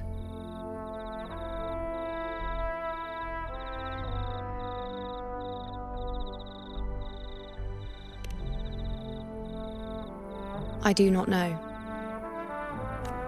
Fate doesn't lie.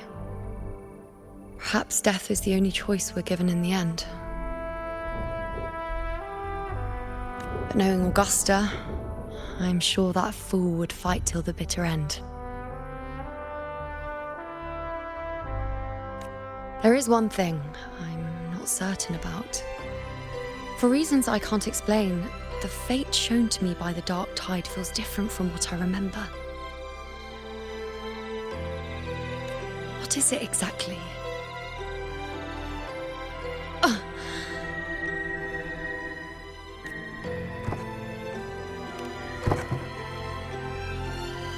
A side effect of my resonance power.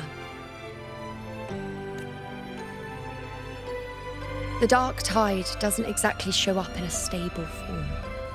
My powers manifest its creations in exchange for a teensy piece of my existence. That's the price to pay, I suppose.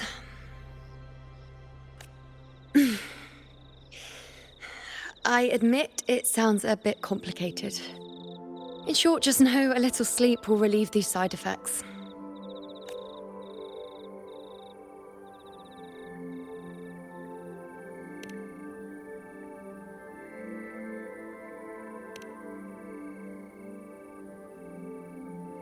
A fair point. Once I've recovered my strength, sorting out these questions will be as simple as a flick of a finger.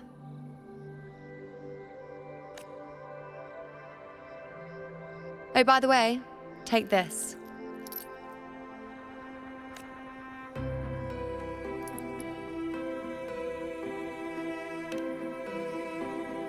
A Lunarum bracelet containing a small portion of my resonance power.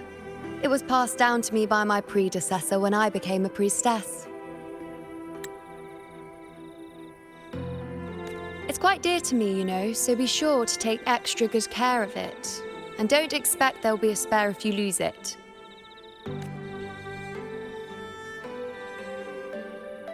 Rely on it in my absence. Who knows? It may even help fill in for me and help you and Augusta in my place.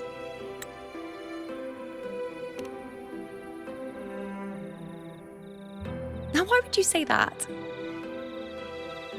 I'll only be taking a short nap.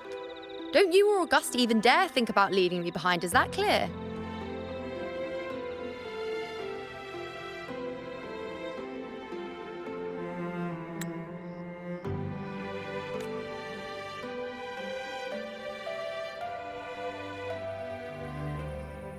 I should see how things are with Augusta now.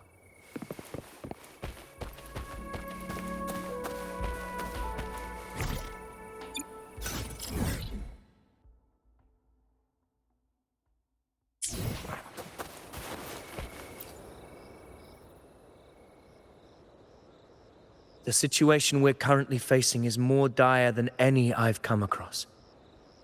For the sake of Septimont, I must momentarily set aside my quest for power. My 4 expeditions to Main's Deep now may not be the best time to discuss past events, but if you insist. It dates back to a high tide 4 years ago. At the time, we were driven by the fury of the dark tide into the lower levels of the hunting grounds, the wastelands. I had no intention of emulating the feats of the 3 hero of heroes in conquering Main's Deep. But with the dark tide's blockade, I had to lead repeated expeditions into those underground ruins. Fortune, however, did not turn its back on us. In that dark and treacherous place, my companions and I managed to carve out a path to survival. Fate has its ways. Now only I remain able to face the hunting grounds trials. Many of my companions fell to the corruption of the dark tide. Those left barely overcame the dark tide's influence with the help of a plant unique to Main's Deep, Mizona. Even so, they still suffered from the torment it caused and were forced to cut their time as gladiators short. This home leaf medal was granted to me by the former Ephor after the crisis. A victory, yes, but one laced with pain. My companions should never have suffered the dark tide's disgrace.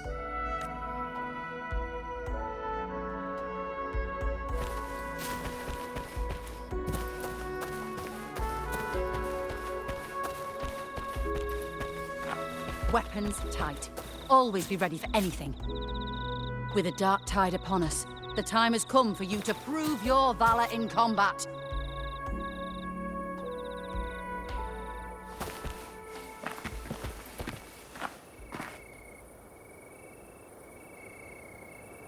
Weapons tight. Always be ready for anything.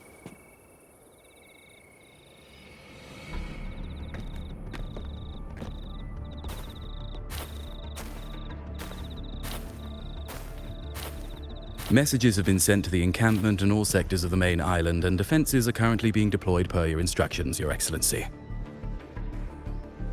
Good. Ensure timely reports on any new developments. Yes, Your Excellency.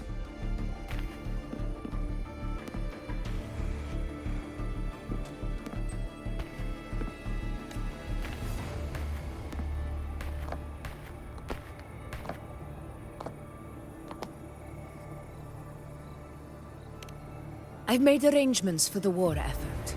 Strategically, we must always brace ourselves for the worst. Communications with the Black Shores are also underway. The Ephor's palace has previously established a connection with a consultant in the Rinascita region.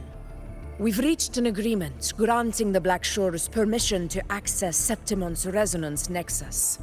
They'll be able to monitor and collect data on the Dark Tide during the hunt.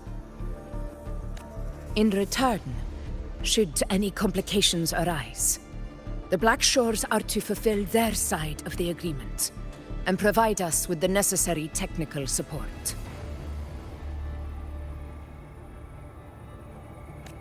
A consultant active in Rinascita? That's right. Her name is Wuthering.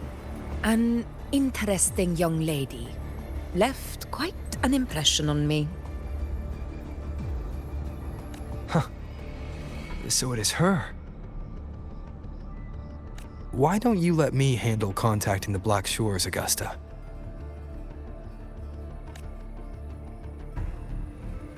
We talk from time to time. It'll help make things smoother for us. Of course. I'll leave it to you then.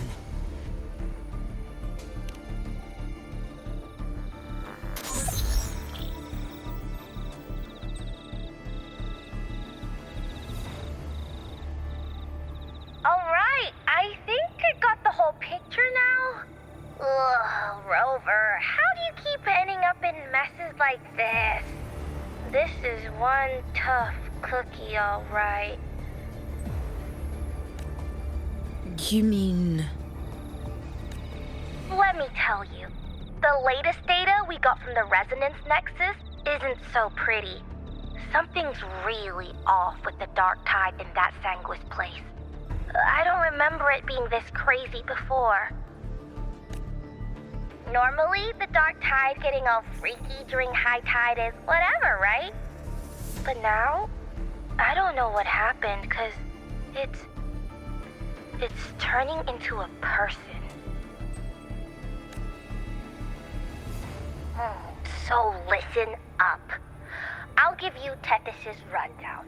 That humanoid thing, that Sovereign, is gobbling up frequencies like a maniac. It's eating anything with energy, dark tide stuff, tacit discords, echoes, you name it. Might even be saving other things for dessert. Basically, the Sovereign isn't gonna attack Septimon or Raguna anytime soon. It's too busy getting fat first. Once it's stuffed full of energy, it'll try and smash the Earthwind Wedge in one go. With the Earthrender gone, poof, all that dark tide under the hunting grounds will explode like a pimple. When that happens, it's game over for Renacita. Even if you have 3 heads and 6 arms, it will be bye-bye.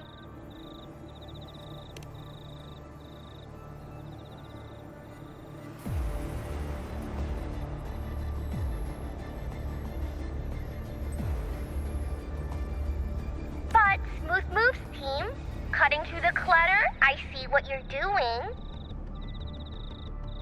This Corosaurus is just the bait to hook the big fish, isn't it? Your real plan is to stop the Sovereign before it fully forms. Nip it in the bud. Am I right, boss? You are right on the mark. Heaven and Earth are in harmony. That's my reading, so your plan shouldn't have fallen apart like that. But then again, smooth sailing isn't always a good thing either. Too much harmony invites trouble. Tethys did pick up a strange frequency midway through the hunt. Everything was fine until that frequency came out of nowhere, and then suddenly the Sovereign took form way ahead of schedule. Talk about flipping the table. Well, let me get another reading. Oh, the cheese all messed up. It's kinda hard to see. It's like someone clouded the heavenly signs on purpose. One way or another, we must find the Sovereign and stop it before it absorbs any more frequencies. This might be our only option for now. That's right. Supernatural powers or not, the Sovereign can't escape good old Tethys. Let me see. Yup. It's wandering in an area with a whole lot of other frequencies. Looks like it's east of the Sanguis Plateaus. Yeah, that place has lots of dark energy. Bet many tough people died there. Murmur's Town.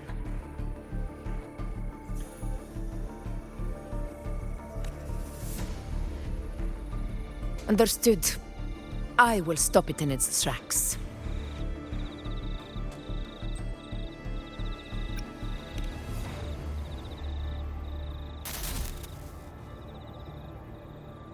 Your Excellency, with your permission, I wish to accompany you to Murmur's Town. I know this request may seem bold, and I'm aware of the dangers ahead. But as a warrior of Septimont, I cannot simply stand by. Gladiators! We are united as defenders of Septimont's honor. I do not claim the right to ask this of you. But in my heart, I believe everyone here has earned the glory we bear. Let our deeds today reflect that greatness. He's right. He's right. Septimont needs us. That's a good point. We have to fight. Yeah. Get up. Yeah. Go for it. Well said, young man. Gladiators of Septimont fear no challenge. When the storm approaches, can an eagle soaring in the skies remain content as a fledgling beneath another's wings? Your Excellency, we will follow you anywhere. Very well. You have sworn your allegiance to Septimont with your resolve. Your bravery is witnessed not only by me, but by the fallen heroes lying in Capitolini Hill. They take pride in your courage. If you wish to fight together, then so be it. I will afford your fervor its due respect. Come, take up your blades. For Septimont! For the name of heroes eternal! A wise choice, Augusta.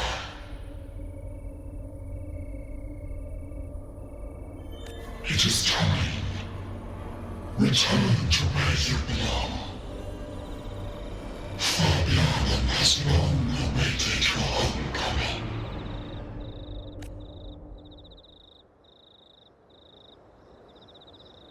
Murmur's town sits atop the wastelands, below the hunting grounds. It has since become a forbidden territory, after the Dark Tide's corruption 16 years ago. Follow me. The Wingray can give us a lift. Avidius, ready the anchor stones. We must set up a defense line around Murmur's town. It shall be done, Your Excellency.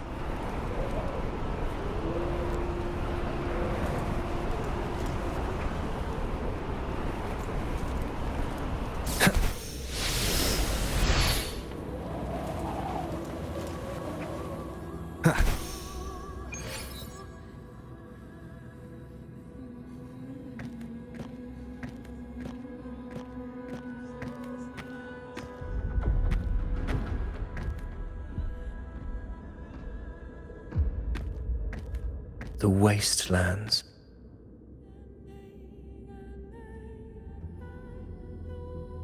I never imagined that after 4 years I would return to this place under such circumstances.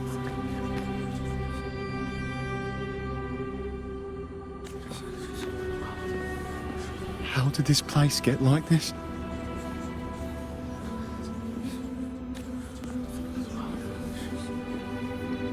This is where the Dark Tide started 16 years ago. The fact that this empty shell still stands is a miracle in itself.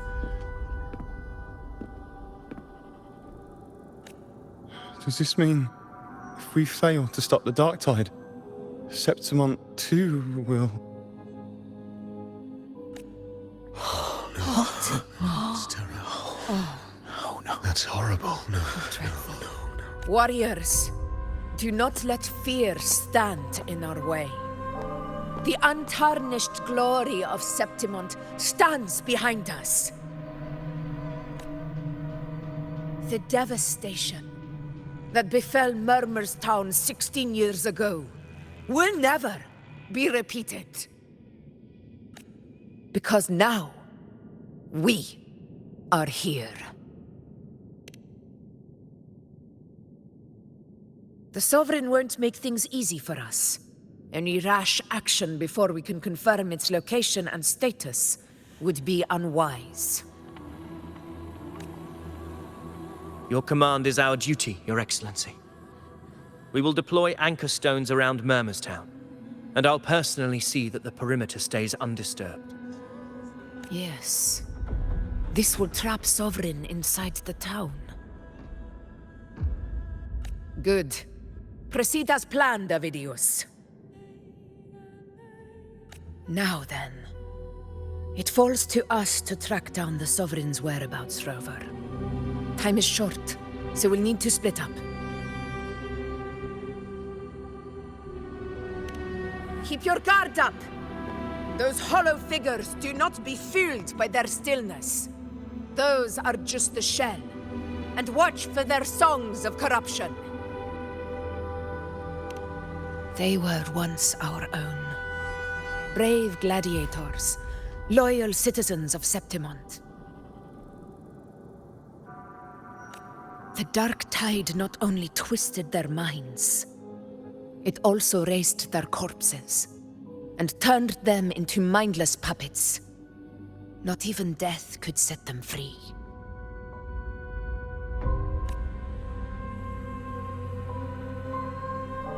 Mark my words. It will pay for this malevolence.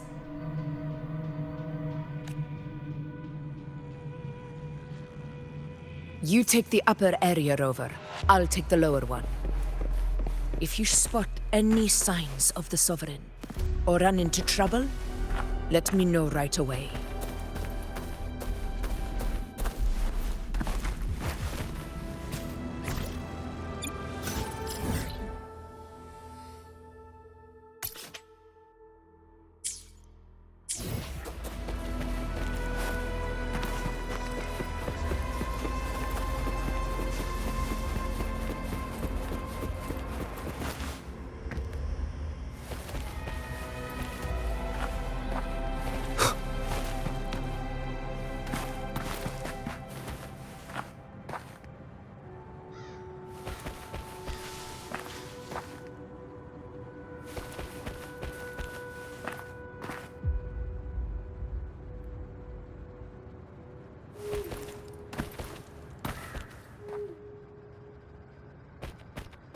This place is too quiet. No trace of the Sovereign, anyway.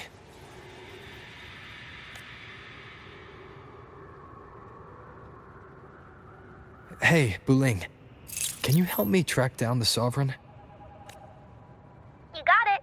Give me a sec to scan things.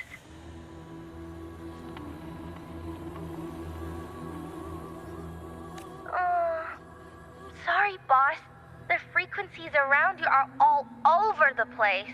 I can't get a clear reading. This Sovereign's a slippery eel, eating up every little frequency like it's popcorn. Now the Tethys system's got nothing to work with. It's playing hide and seek with us on purpose. What trouble.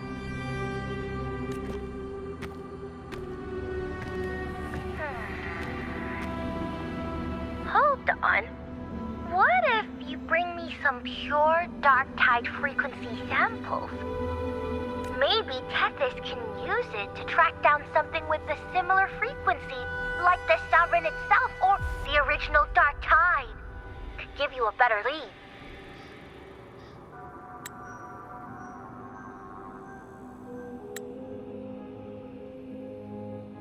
Understood. I'll do what I can. Abby? Abby? Wake up.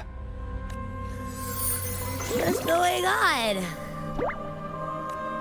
Ugh, I'm so sleepy. Ugh, that dark, spooky stuff I ate earlier is still gurgling in my belly. Sorry to hear that. But if my clever, brave, stylish, and sweet Abby could help me out, that'd be amazing. Aw, you're making me blush. Okay. Your best buddy Abby's on the job. Go on. So, that thing we tangled with before has gone into hiding around here. I need your help to sniff it out. Yeah, easy peasy. You know I have a good nose for searching.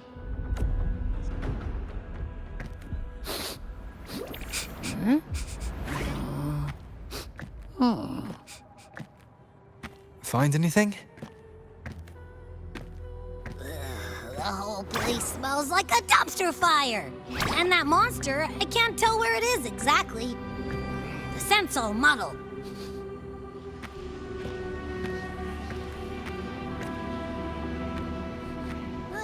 There's something weird over there.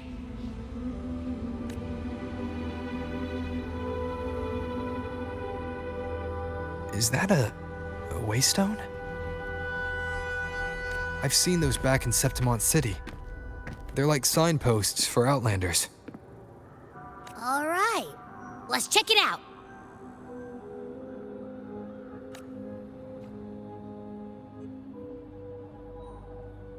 This the one? Yep, this is it. Its right arm is missing. Isn't it supposed to be pointing in that direction? I guess. It wouldn't be a waystone if it didn't show the way, right? Hey, something just flew by that way. It's that muddled scent again. Come on, we gotta catch it.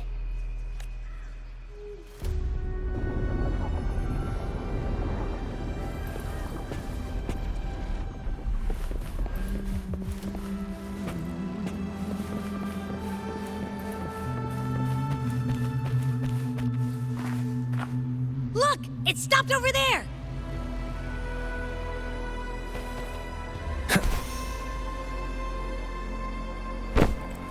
It's gone. Is it hiding among those strange statues over there? Wait, are they singing?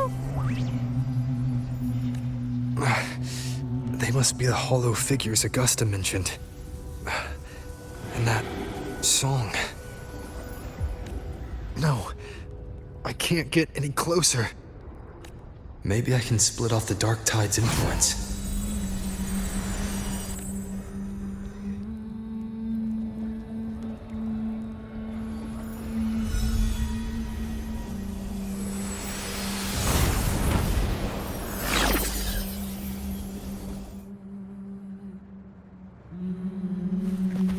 The holy bells, I praise thee. Under their guidance, we gaze upon the beyond. Paradise, paradise. Their divine gift, gloriously supreme.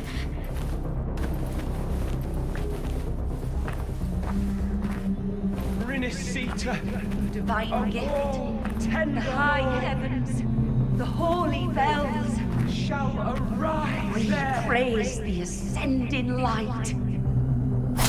Red, blue as the deep, red as blood.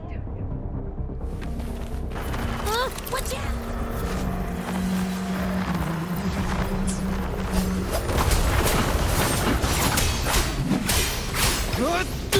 Wind rises! The wicked will face judgment!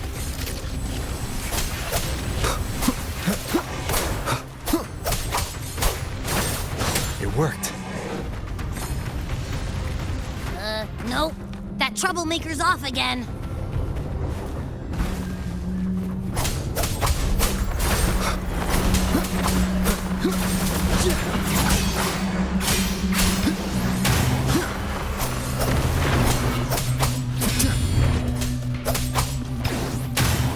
Annihilation! The wicked will face judgment!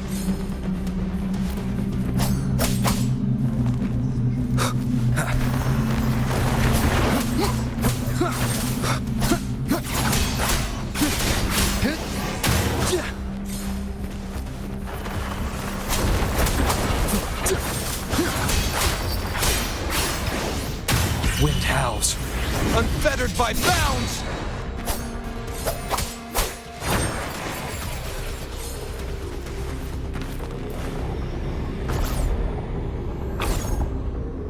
Now it's hiding inside a tacit discord? Boo! Don't worry, we'll flush it out.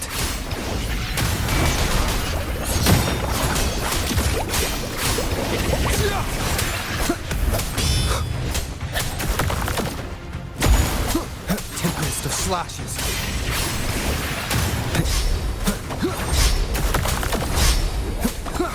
Waves rise. Judgment strikes! The wicked will face judgment! Bad timing.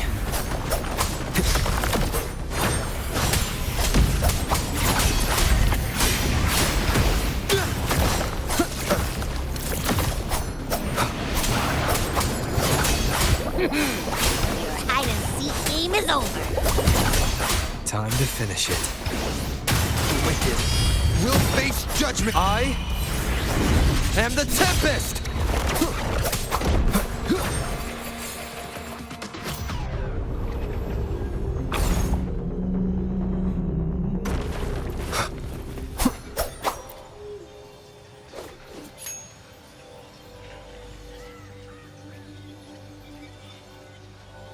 A piece of cloth. Looks like something from a gladiator's gear. But why here? His frequency is something else. Is that the same muddled scent you mentioned before? Well, it's got a bit of that smell, but the fabric's frequency is even stronger. It's not giving in. Kinda like a brave gladiator fighting a monster. I see. That waystone with the missing right arm had a sleeve that was torn. Why don't we take it to the statue? Maybe it will unlock the next clue.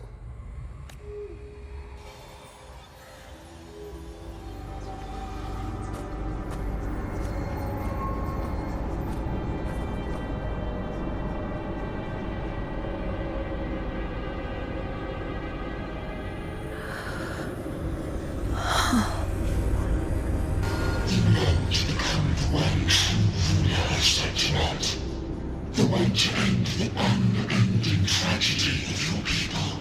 Is that not your true desire? And yet, you remain but a fragile mortal, unworthy of the greatness you seek.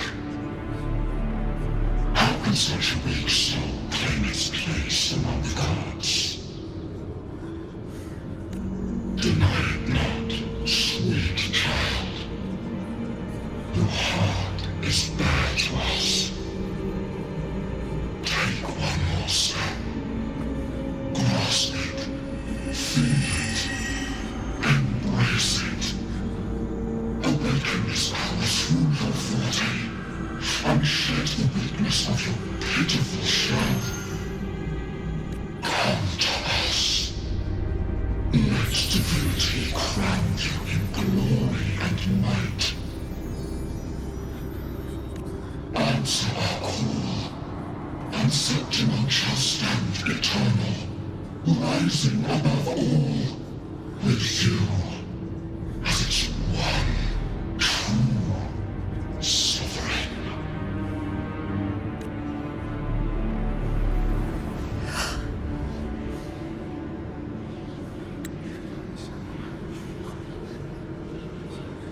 Angel. A power granted rather than earned could never truly be mine. If this power strips me of my will, how can I be sure where my sword will strike? I reject such a gift.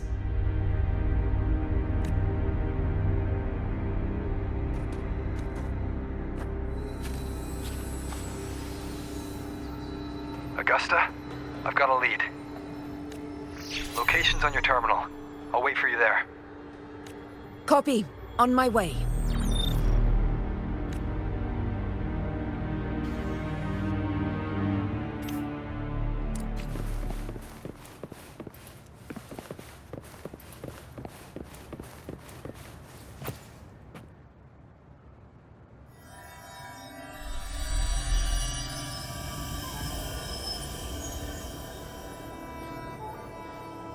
The clash of battles long past is proof of my unyielding will.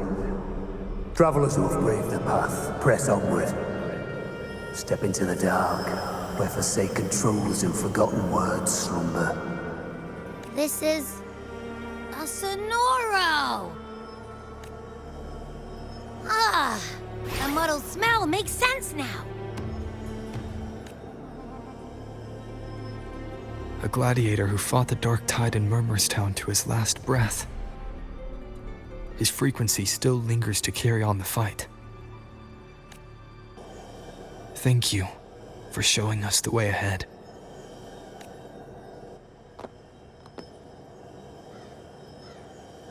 Augusta, over here.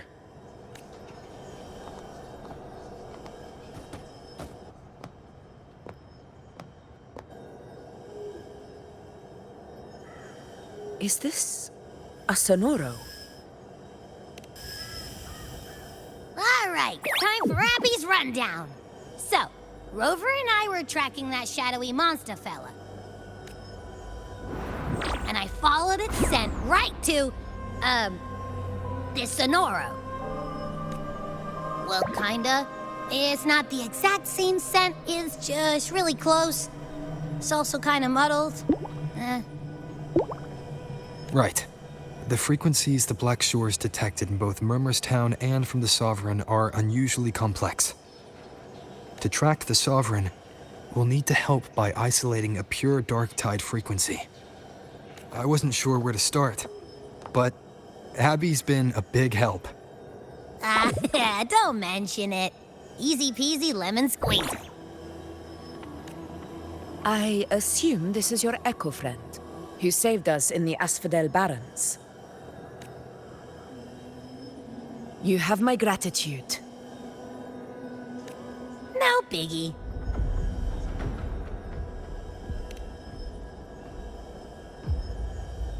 The level of power it showed is indeed questionable for an Echo.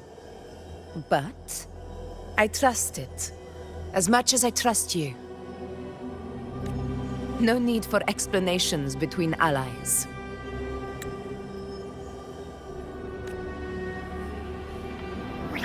Did you hear that? Through me walk the path of glorious ascension. Through me enter the city of eternal bliss. Yet all who enter must first forsake all hope. Sounds like a song. Those lyrics are pretty intense, though. Sonoro, what do you want to show us? Let's enter it.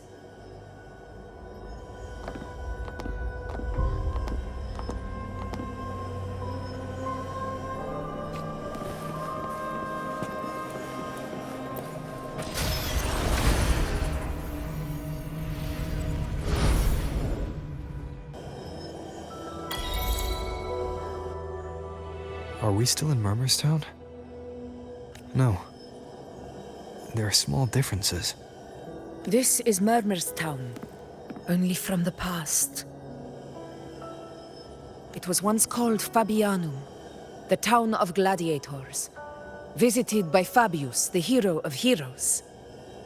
But the Dark Tide claimed it in the end, leaving behind a scar Septimont will never forget. Augusta, look over there. Are those lingering frequencies from the past? Let's follow them. It might lead us to more answers.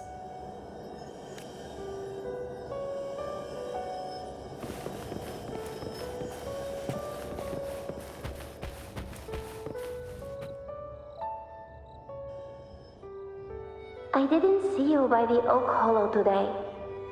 You promised we'd go explore Main's Deep together. But don't tell me you got roped into errands again. Sorry. Otto got hurt, and Uncle Philo shot on help at the shop, so I volunteered. But I lost track of time. All right. But isn't it odd how people always come asking you for help? We're children, after all. I don't know. Me neither. Well, I guess it is high tide season. Uncle Philo must be busy at his forge. Even Ma and Pa are busy preparing for the hunt. If only we could find our way to Main's Deep. Maybe we'd hear the hero of heroes whispers and gain a mighty resonance, just like in Grandma Rosa's stories. If I were strong enough to join the hunt, maybe Ma and Pa wouldn't have to work themselves to the bone. You're strong to me, Angel. Sometimes I wish I could be as strong as you. I don't think I've ever had your gifts. Father always said, you swing a sword fine enough, but your resonance ability is average at best. Not gladiator material. Average? I don't believe that for a second. Come on, let me see your hand. Your tacit mark's there, right? Hey, why are you hesitating? Show me.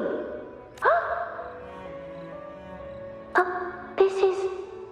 I'm going to Uncle Philo. This is obviously from his forge burning you. It's not his fault. I was just being careless. I asked to borrow some of his old rusty swords, and if I worked fast enough, he'd let me. Grandma Rosa said you need 2 lives to reach Main's Deep. We don't have our swords yet. We're missing a life, so I thought if I could get us some... not this again. You really can be a handful sometimes.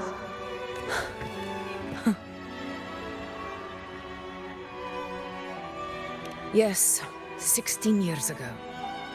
Right before the dark tide hit. Huh? There's that floating thing again! I think it's trying to lead the way for us this time. We should follow it.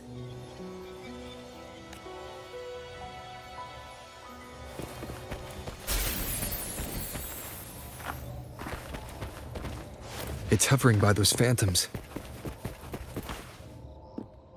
What do I do with you?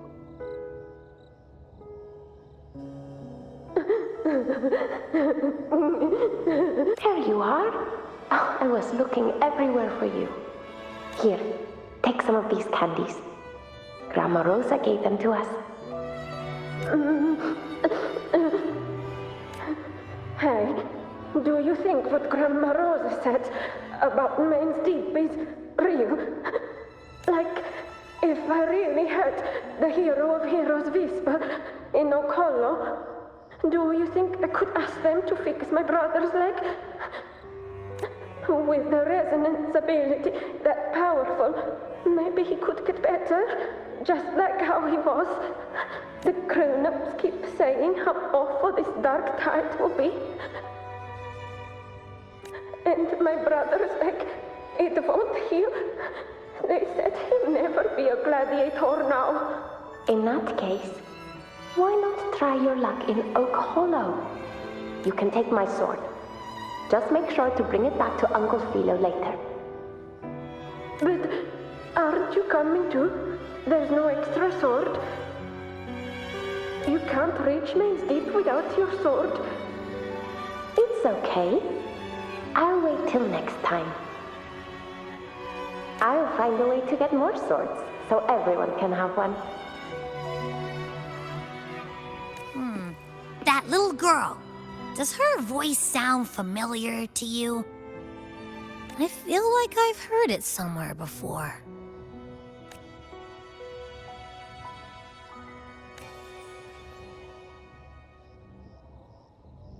We've got no other leads for now. Let's check it out. More phantoms of the past. Ah, look over there! I see it!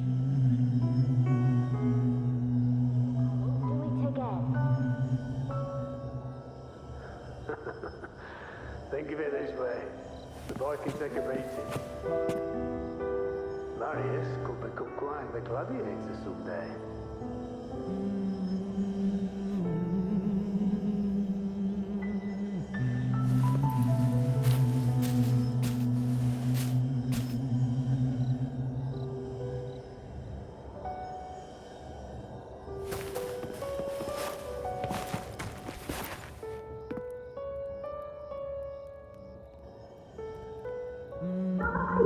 You are there! Oh, you wouldn't believe what happened. It's cutting out. I can't hear what it's saying. Rover, that floating thing. Seems like it's distracted. Something's messing with it, but I can't see what. Feels like, I don't know, like there's an invisible wall cutting us off. Another waystone. That can't be just a coincidence. It led us into the Sonoro. Maybe it can lead us out.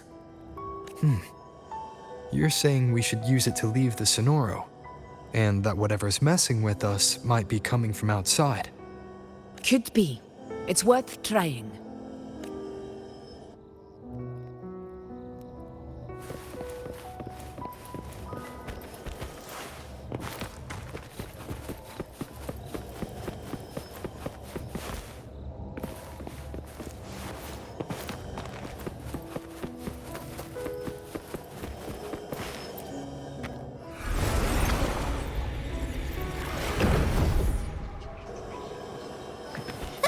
Can't believe we actually made it out.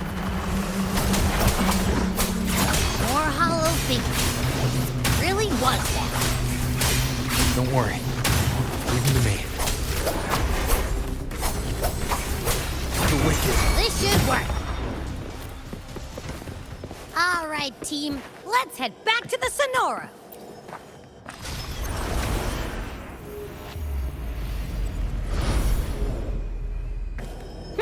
Seems like our little flutterbug has finally calmed down.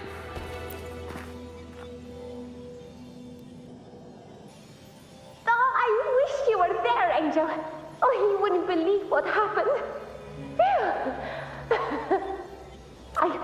I only ran a few laps with Eric, and guess what? He got so dizzy, he tripped over his own feet and smack! Chipped a tooth! Hold still. I'm trying to get the salve on. Look at you. Black and blue and still grinning like a goat. All right, out with it. What do you do to that thick-skulled Enric this time, huh? You're hurt pretty bad. Guess that means no Oak Hollow then. Not that it matters. I bet there's still nothing there but moss and mud. He was picking on the little ones.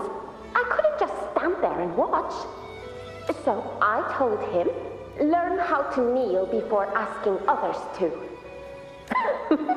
And that's when he snapped. Couldn't beat him, but still threw down. That's just like you. By the way, I heard things aren't going too well at the Hunter's Den. Ma and Pa haven't come home in days, and the whole town is holding its breath. We ought to return those swords to Uncle Philo, too. Anyway, Main's Deep will have to wait a bit longer. It's okay. We'll go after the high tide passes. Really? Thought you'd be storming around about it. What if the whispers are real? And the great resonance ability, too?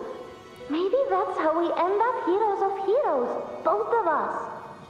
A hero of heroes. That's still what you want, isn't it? It is. I think everyone in the village wants that. The priestesses say that once you become a hero of heroes, even the dark tide won't scare you. Makes sense. Not just any hero, but the hero of heroes. But maybe it also means making people smile. If the dark tide disappeared, everyone would be happy, right? That sounds too easy to be true. But if that's all it takes, you've done it already, Augusta. But skip Enric. Making a louse like him grin shouldn't count.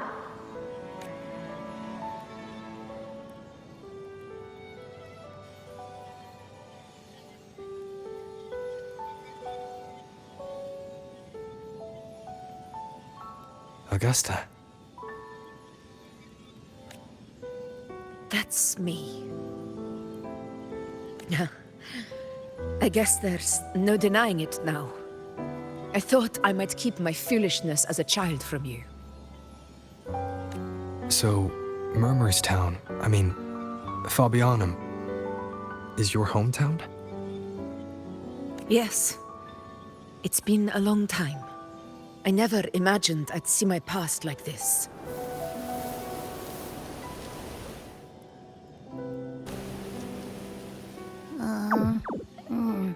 I'm curious. About Main's Deep and the Oak Hollow? Yeah. The name Fabianum once stood for glory. As Septimon's front line against the Dark Tide, it held the honor of receiving legends, like Fabius, Attilius, and Valeria. Perhaps that's why Hero of Heroes' tales always lingered here. The most popular one was the tale of a great journey to Main's Deep, the ruins of an ancient civilization.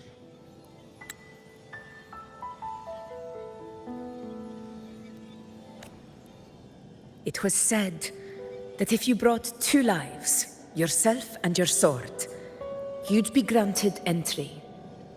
And within, you'd hear the unceasing whispers of the legendary heroes.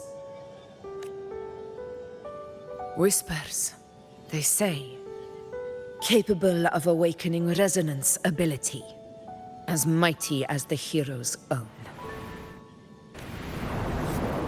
As for the Oak Hollow, said to lead to Main's Deep, just children's tales. No one ever knew if it was real. But Fabianum never found its hero of heroes. Ever since then, the name was lost, replaced by Murmur's Tone. A scar that Septimont refuses to face. The whole town held out until the very end, yet no aid ever came from the city of Septimont.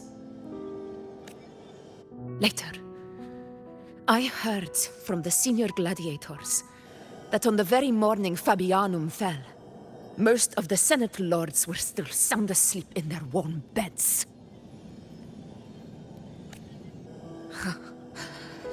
It wasn't the Dark Tide that doomed my hometown, but those in power who were blinded by greed and failed to act.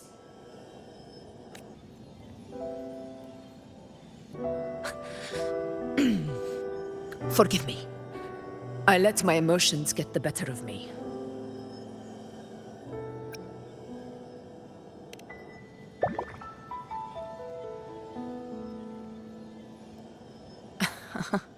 I see.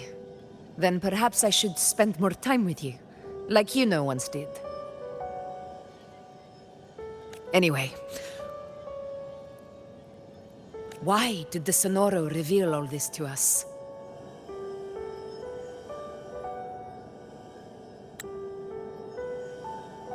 Maybe it's helping us find that, pure dark tide frequency? The scent does feel clearer now, less muddled. Or maybe it meant to show us something more.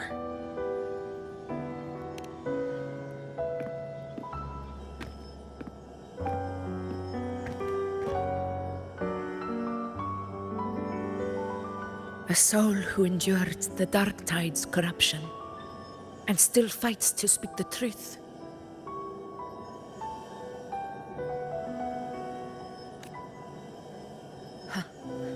His spirit deserves to be remembered. I will go to witness that truth with my own eyes.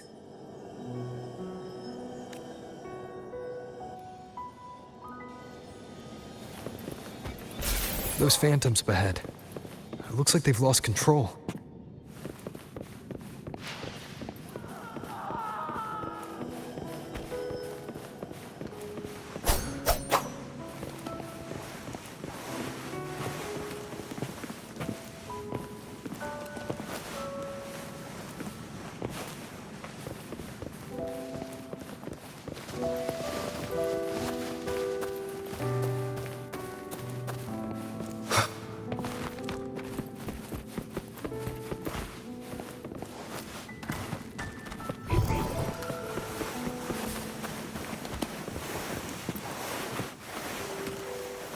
Everyone's been... Angel, what do we...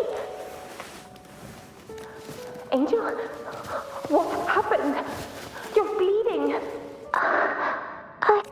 Stay with me. I'll get you out of here. No,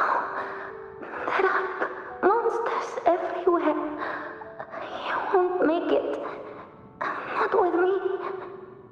Just leave me.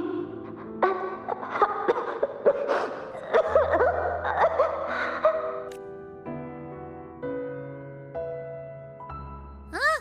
It stopped again! I don't hear anything. Did it end just like that? I remember being trapped inside with Angel, surrounded by tacit discords. If it hadn't been for a brave gladiator stepping in and fighting them off with his life, none of us would have made it. Perhaps we recreate what happened back then, to stir the phantoms. We defeat the tacit discords, just as that gladiator did. But they're just phantoms. How do you fight something that's not even real? Again, we'll fight them outside the Sonoro. All right, the Waystone!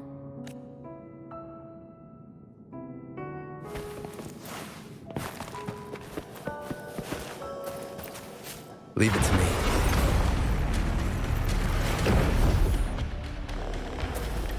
Tacit Discord! Over there! Time to work. Fight by my side. To the lands afar.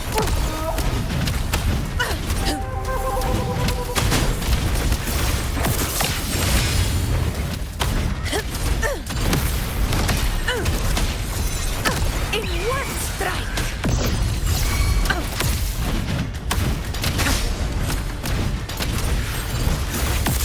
Let's return to the Sonoro. There's likely something new to see there.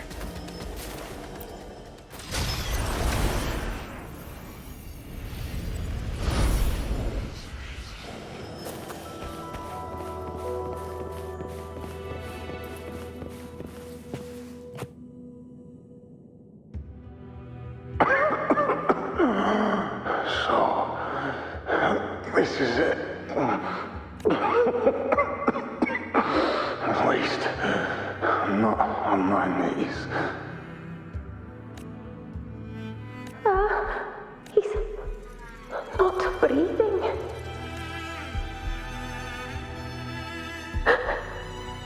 Thank you.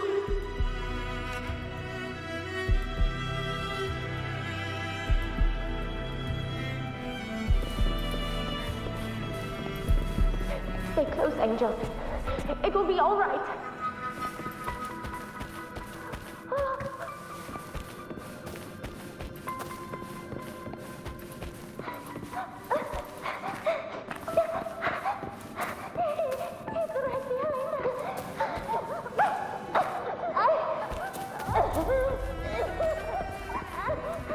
It's over by the alley. Let's go this way. Hang in there!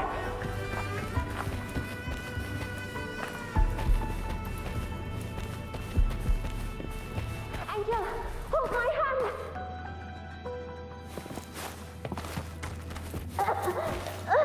Augusta!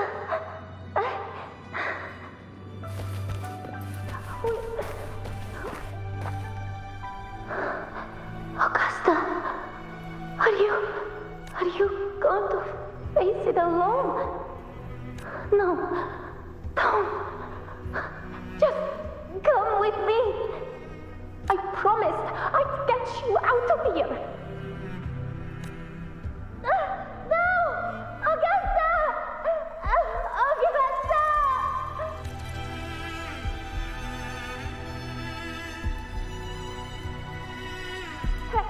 Hey, you! Evil monster! Why don't you fight me? I'm not scared. Come on, I'm wide open.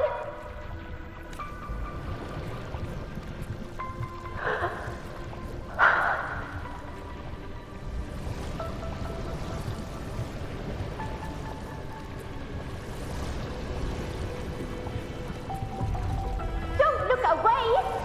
I'm not someone you can ignore. No! Not there! Look at me! I said, look at me! Angel! tide answers only to strength. Those without it are doomed to be forsaken.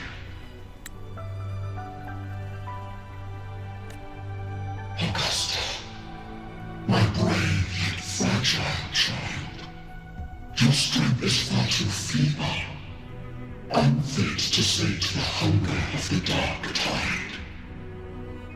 You long to become a hero, to reign by might.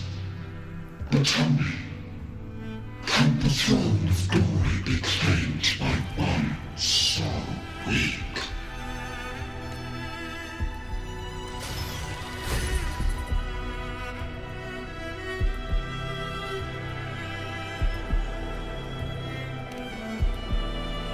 The dark tide paid me no mind. Its target was always Angel. And the whispers, they were real, but not as the legends promised. What I heard were words of cruelty. None of it matters now. Those things belong to the past. I was a reckless child, a hatchling, flailing with a sword I could barely hold.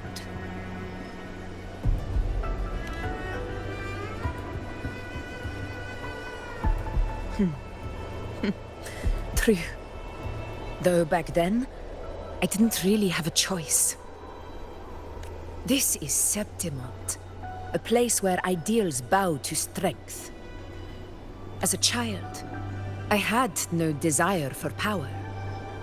But in the city of Septimont, if I wished to rise beyond my origin and silence arrogance dressed in fame and fortune, I had no other path. Now, my strength speaks in my stead, and my blade cuts down every slander. All but prejudice. I know well what those parasites in the Senate are plotting. Draped in the Temple's name, they manipulate public opinion to secure themselves a place on Capitolini Hill. But their absurd schemes betray only fear. Too afraid to face me, they skulk in the shadows, hoping empty prophecies might bring me to my knees.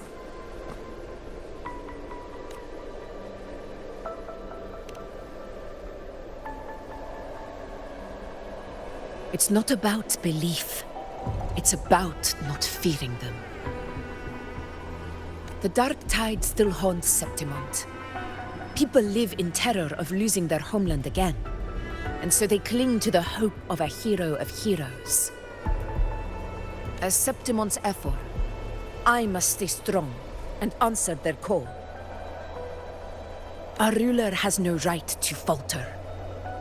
If my resonance ability raises doubts about my right to rule, then let the true hero of heroes step forth and challenge me. And if none appear, I will decide whether this title is worthy of the weight of a ruler's glory.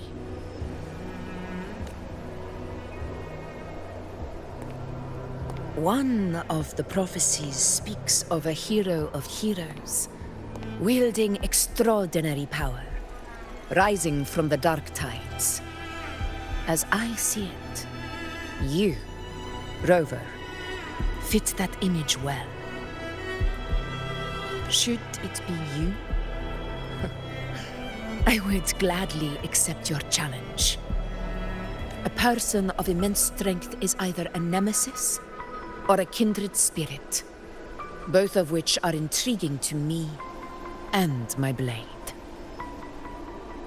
Me? Honestly, the thought never crossed my mind. From what I've seen, being a true ruler isn't about having immense strength, whether that's a powerful resonance ability or sheer might. I've met people from Huanglong to Renacida who live with real integrity.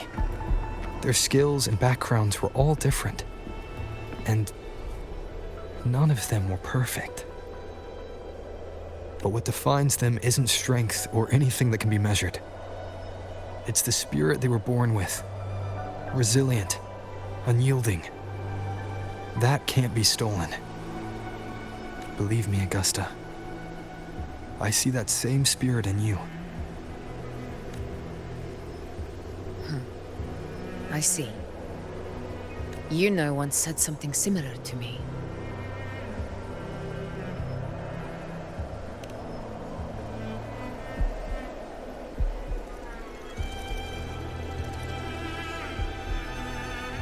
What happened within the Oak Hollow remains a mystery. All I know is, when I found her, her resonance ability had grown immensely. So powerful that even the Dark Tide could not withstand it. But she failed to control it. I could do nothing but watch as she transformed into something no longer human. After that, I never saw her again. The Dark Tide occurrence 16 years ago. Its frequency must have been more stable than it is now. Maybe this is the truth the Gladiator spirit is trying to share.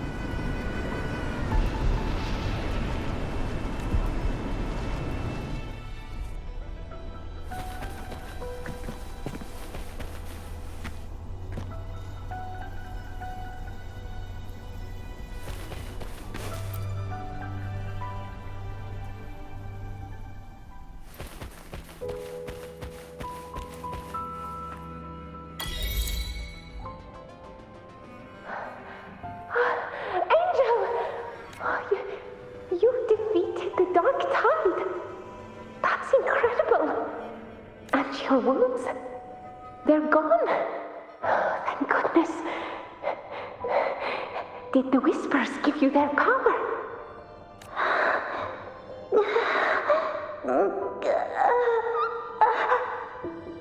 Angel, are you...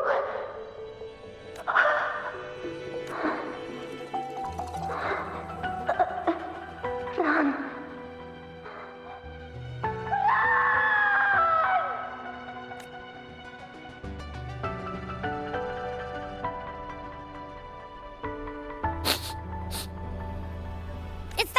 Rover?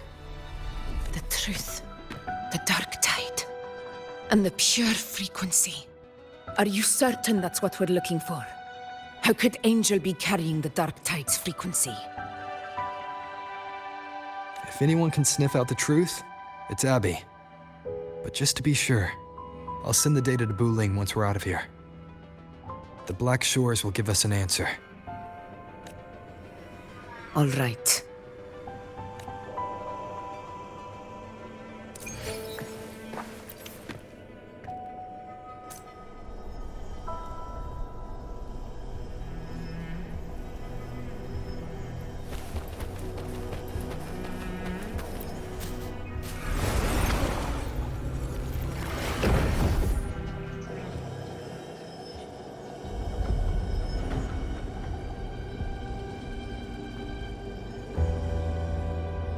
It's all done, boss.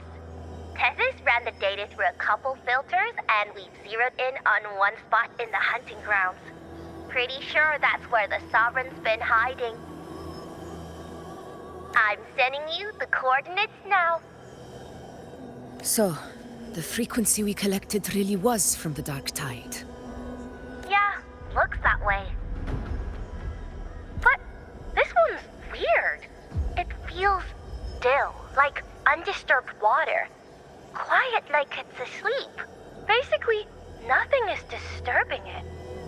If I had to describe it, I'd say it's like a reverberation left behind when the Dark Tide slams headfirst into someone's forte.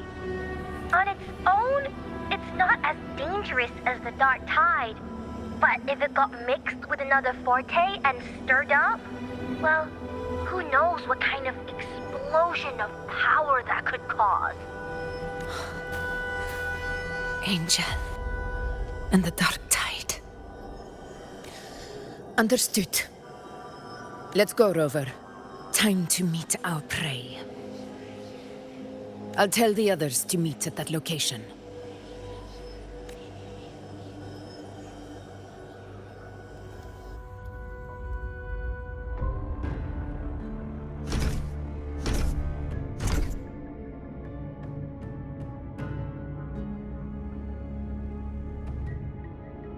Please hurry, everyone.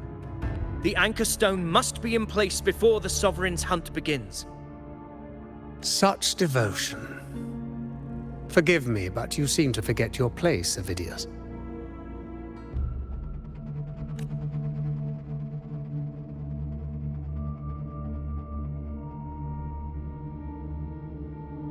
Is that so?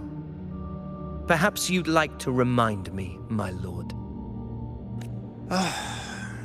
You must be aware of your rather underwhelming performance during the Tyrannus hunt. The Senate's patience is not boundless. It's reserved for those who deserve it. Unless you can present a triumph to match your exploits in Main's Deep, we'll have no choice but to reconsider your candidacy as Septimont's next ruler. Wake up, Avidius. Isn't Murmustown the very place where your glory began? That, Avidius, is your true arena. Yet here you are, entangled in Augusta's petty concerns, when you could be seizing something far greater. How very amusing, Lord Falco. You seek a ruler strong enough to lead, yet pliable enough to be led. You'd have better luck finding a needle in the sea. Were I in your position, I'd keep my mouth shut. If Septimont falls, so will your ambitions. And allow me to remind you. I entered Main's Deep because I had no other choice, and my duty as a gladiator demanded it. The blood I shed, the blade I wielded, these were proof of loyalty, not entertainment for the lords. If that's how you see it, then perhaps it is I who should reconsider this alliance. How dare you! Ha!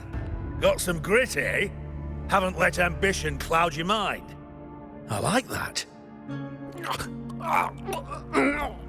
Falco, what are you...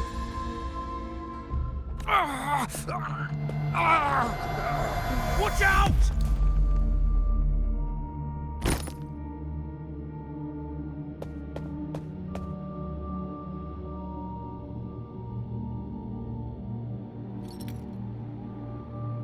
He may be under the Hollow Figure's influence.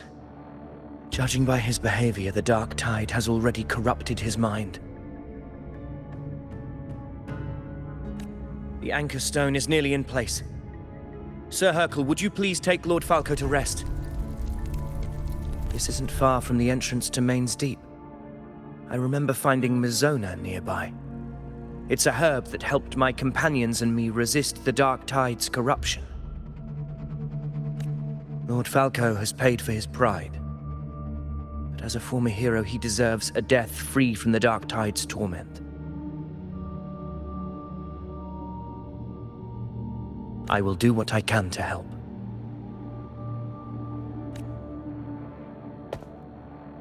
Sir Hercule, please look after him. I'll bring the herb back. I promise it won't take long. Don't worry. All right. You go do what you believe is right.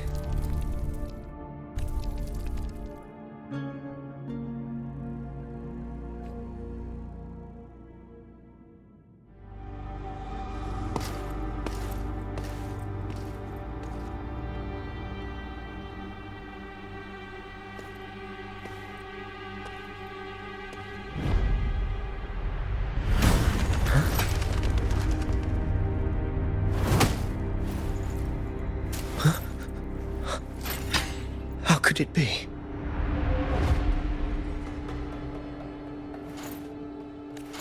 No. It must be the Dark Tide's illusion.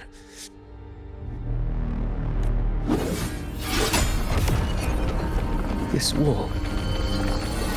No. It can't be. My fellow gladiators, our prey has finally revealed itself. Move to the marked coordinates. It's time to hunt.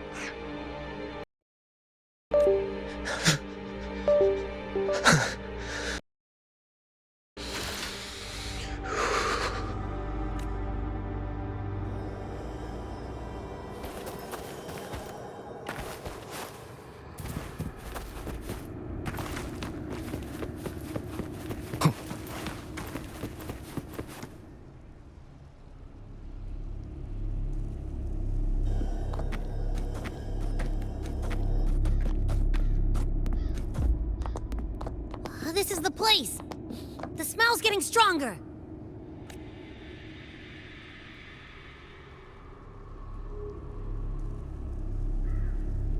No traces of the Sovereign. It must be hiding again. We must force it to show itself. Perhaps this could work.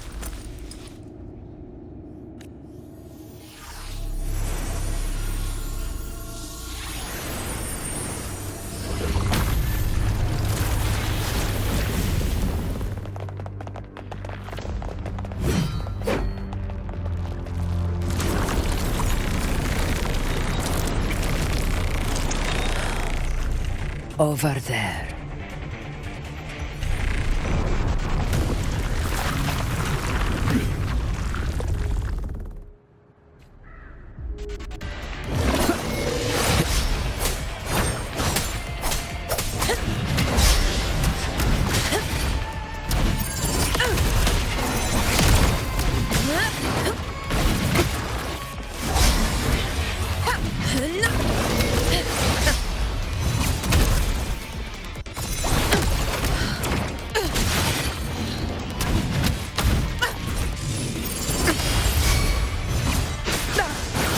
Well played.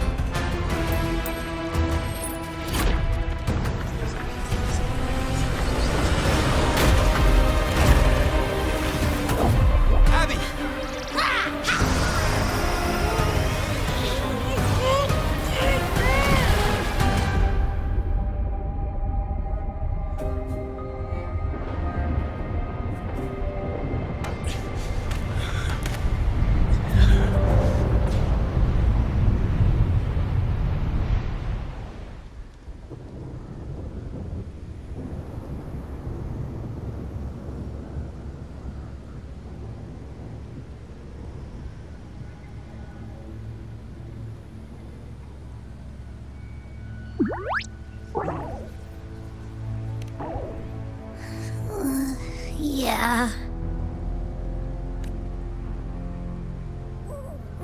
But my belly is full.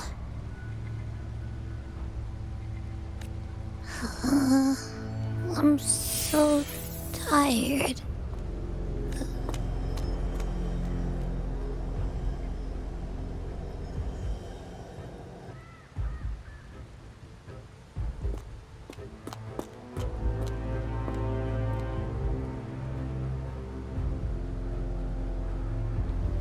Faithless one.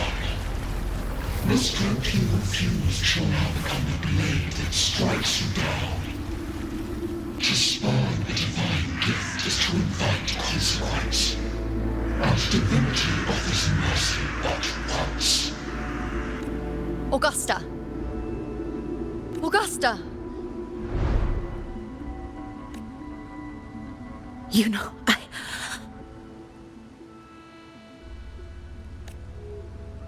No. It can't end like this.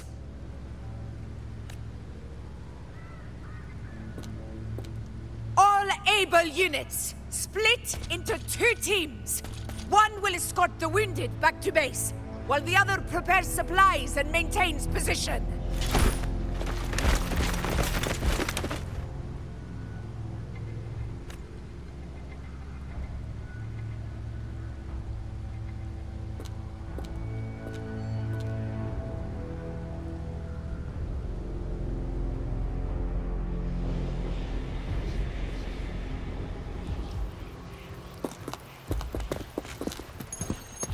Boss, what's going on? I got a bad feeling just now and Tessus won't stop pumping out alerts.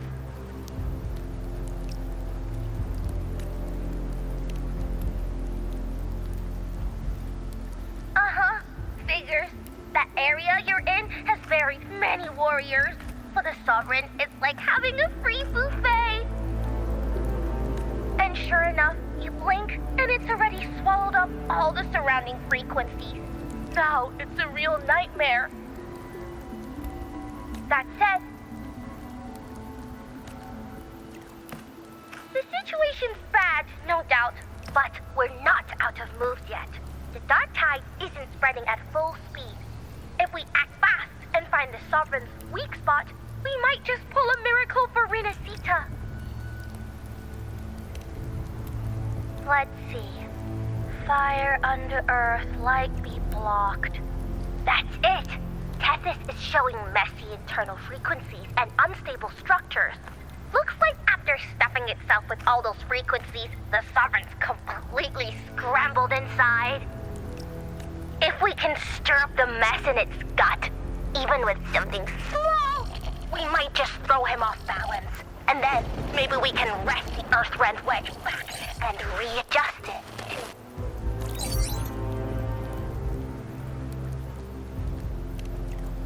Terrible timing. Is there any other way to reach her?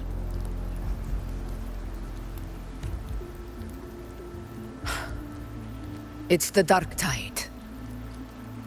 The entire frequency range is under its control. In other words, we're completely cut off here. How vexing. The dark tide's inside.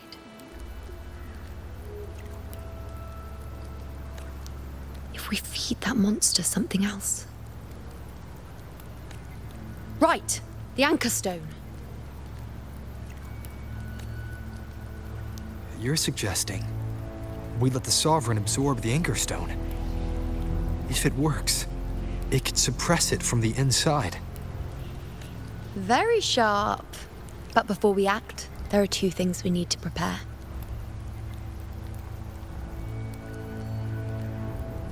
First, we need to get the Sovereign to open up and swallow the anchor stone like a good boy. That will be on you and Augusta, Rover. Second, the dark tide itself must be stabilized to keep the Sovereign nice and solid. My job, naturally. No one else is fit for the task.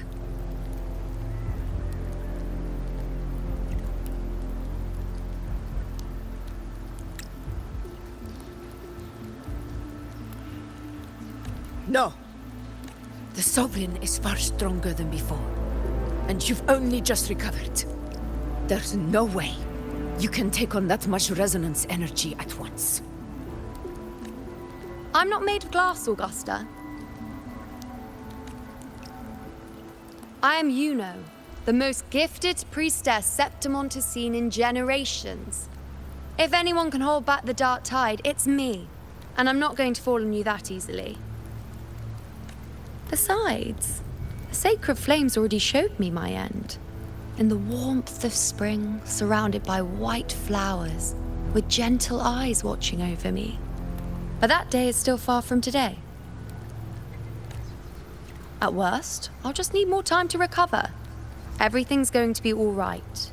I promise.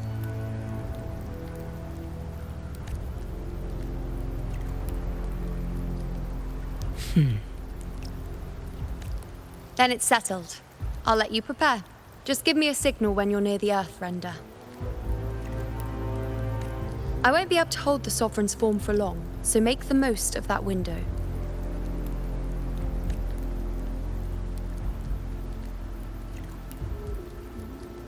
Did you forget anything?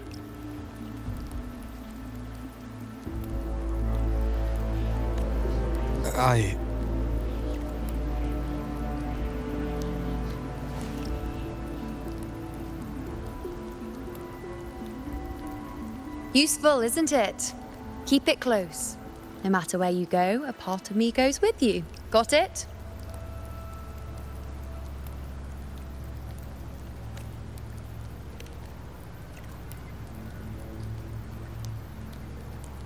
Since I've given you a tool so practical, I'll ask something in return.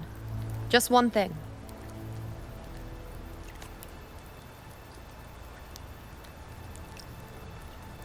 Promise me you'll stay by Augusta's side and face whatever destiny sets upon you, together. This isn't a command or a suggestion, it's a personal request. Only you can do this. You know. I think I understand what the unknowable void in your fate really means. It's not nothingness, Rover. All along, it's represented a future that can't be defined by anything but your own will.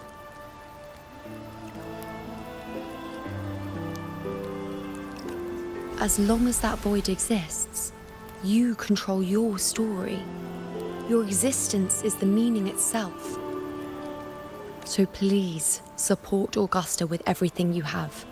I've seen how much she trusts you.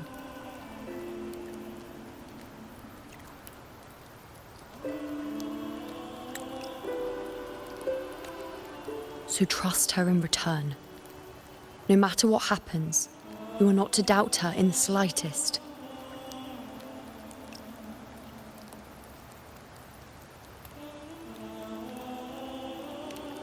That's the spirit. All right, you two. Stop standing around and get moving.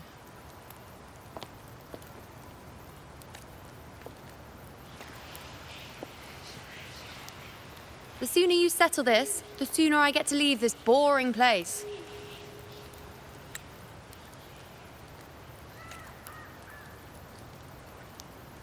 You know, one last question. For someone without an unwritten fate, is it true they can never break free, no matter how hard they struggle?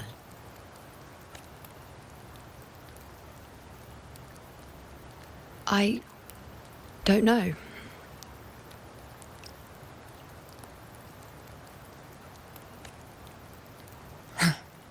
That's all right.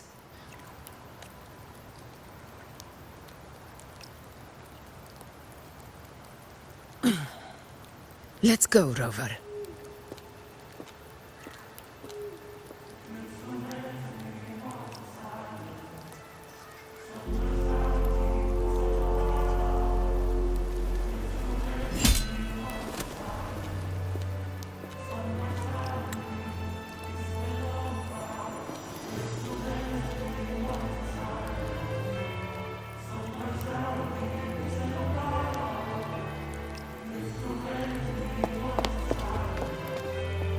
Wait, Augusta!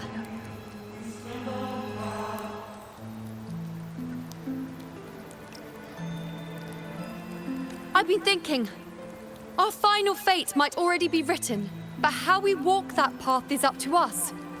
We as humans are meant to carve our own way forward. If we can't rewrite fate, then we chase it, outpace it. Then when we catch up, we'll smack it right in the face.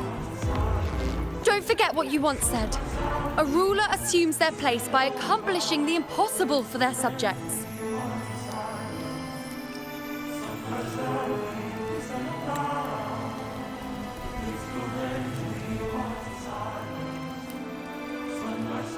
Let's head to the borders of Myrna's town, Rover.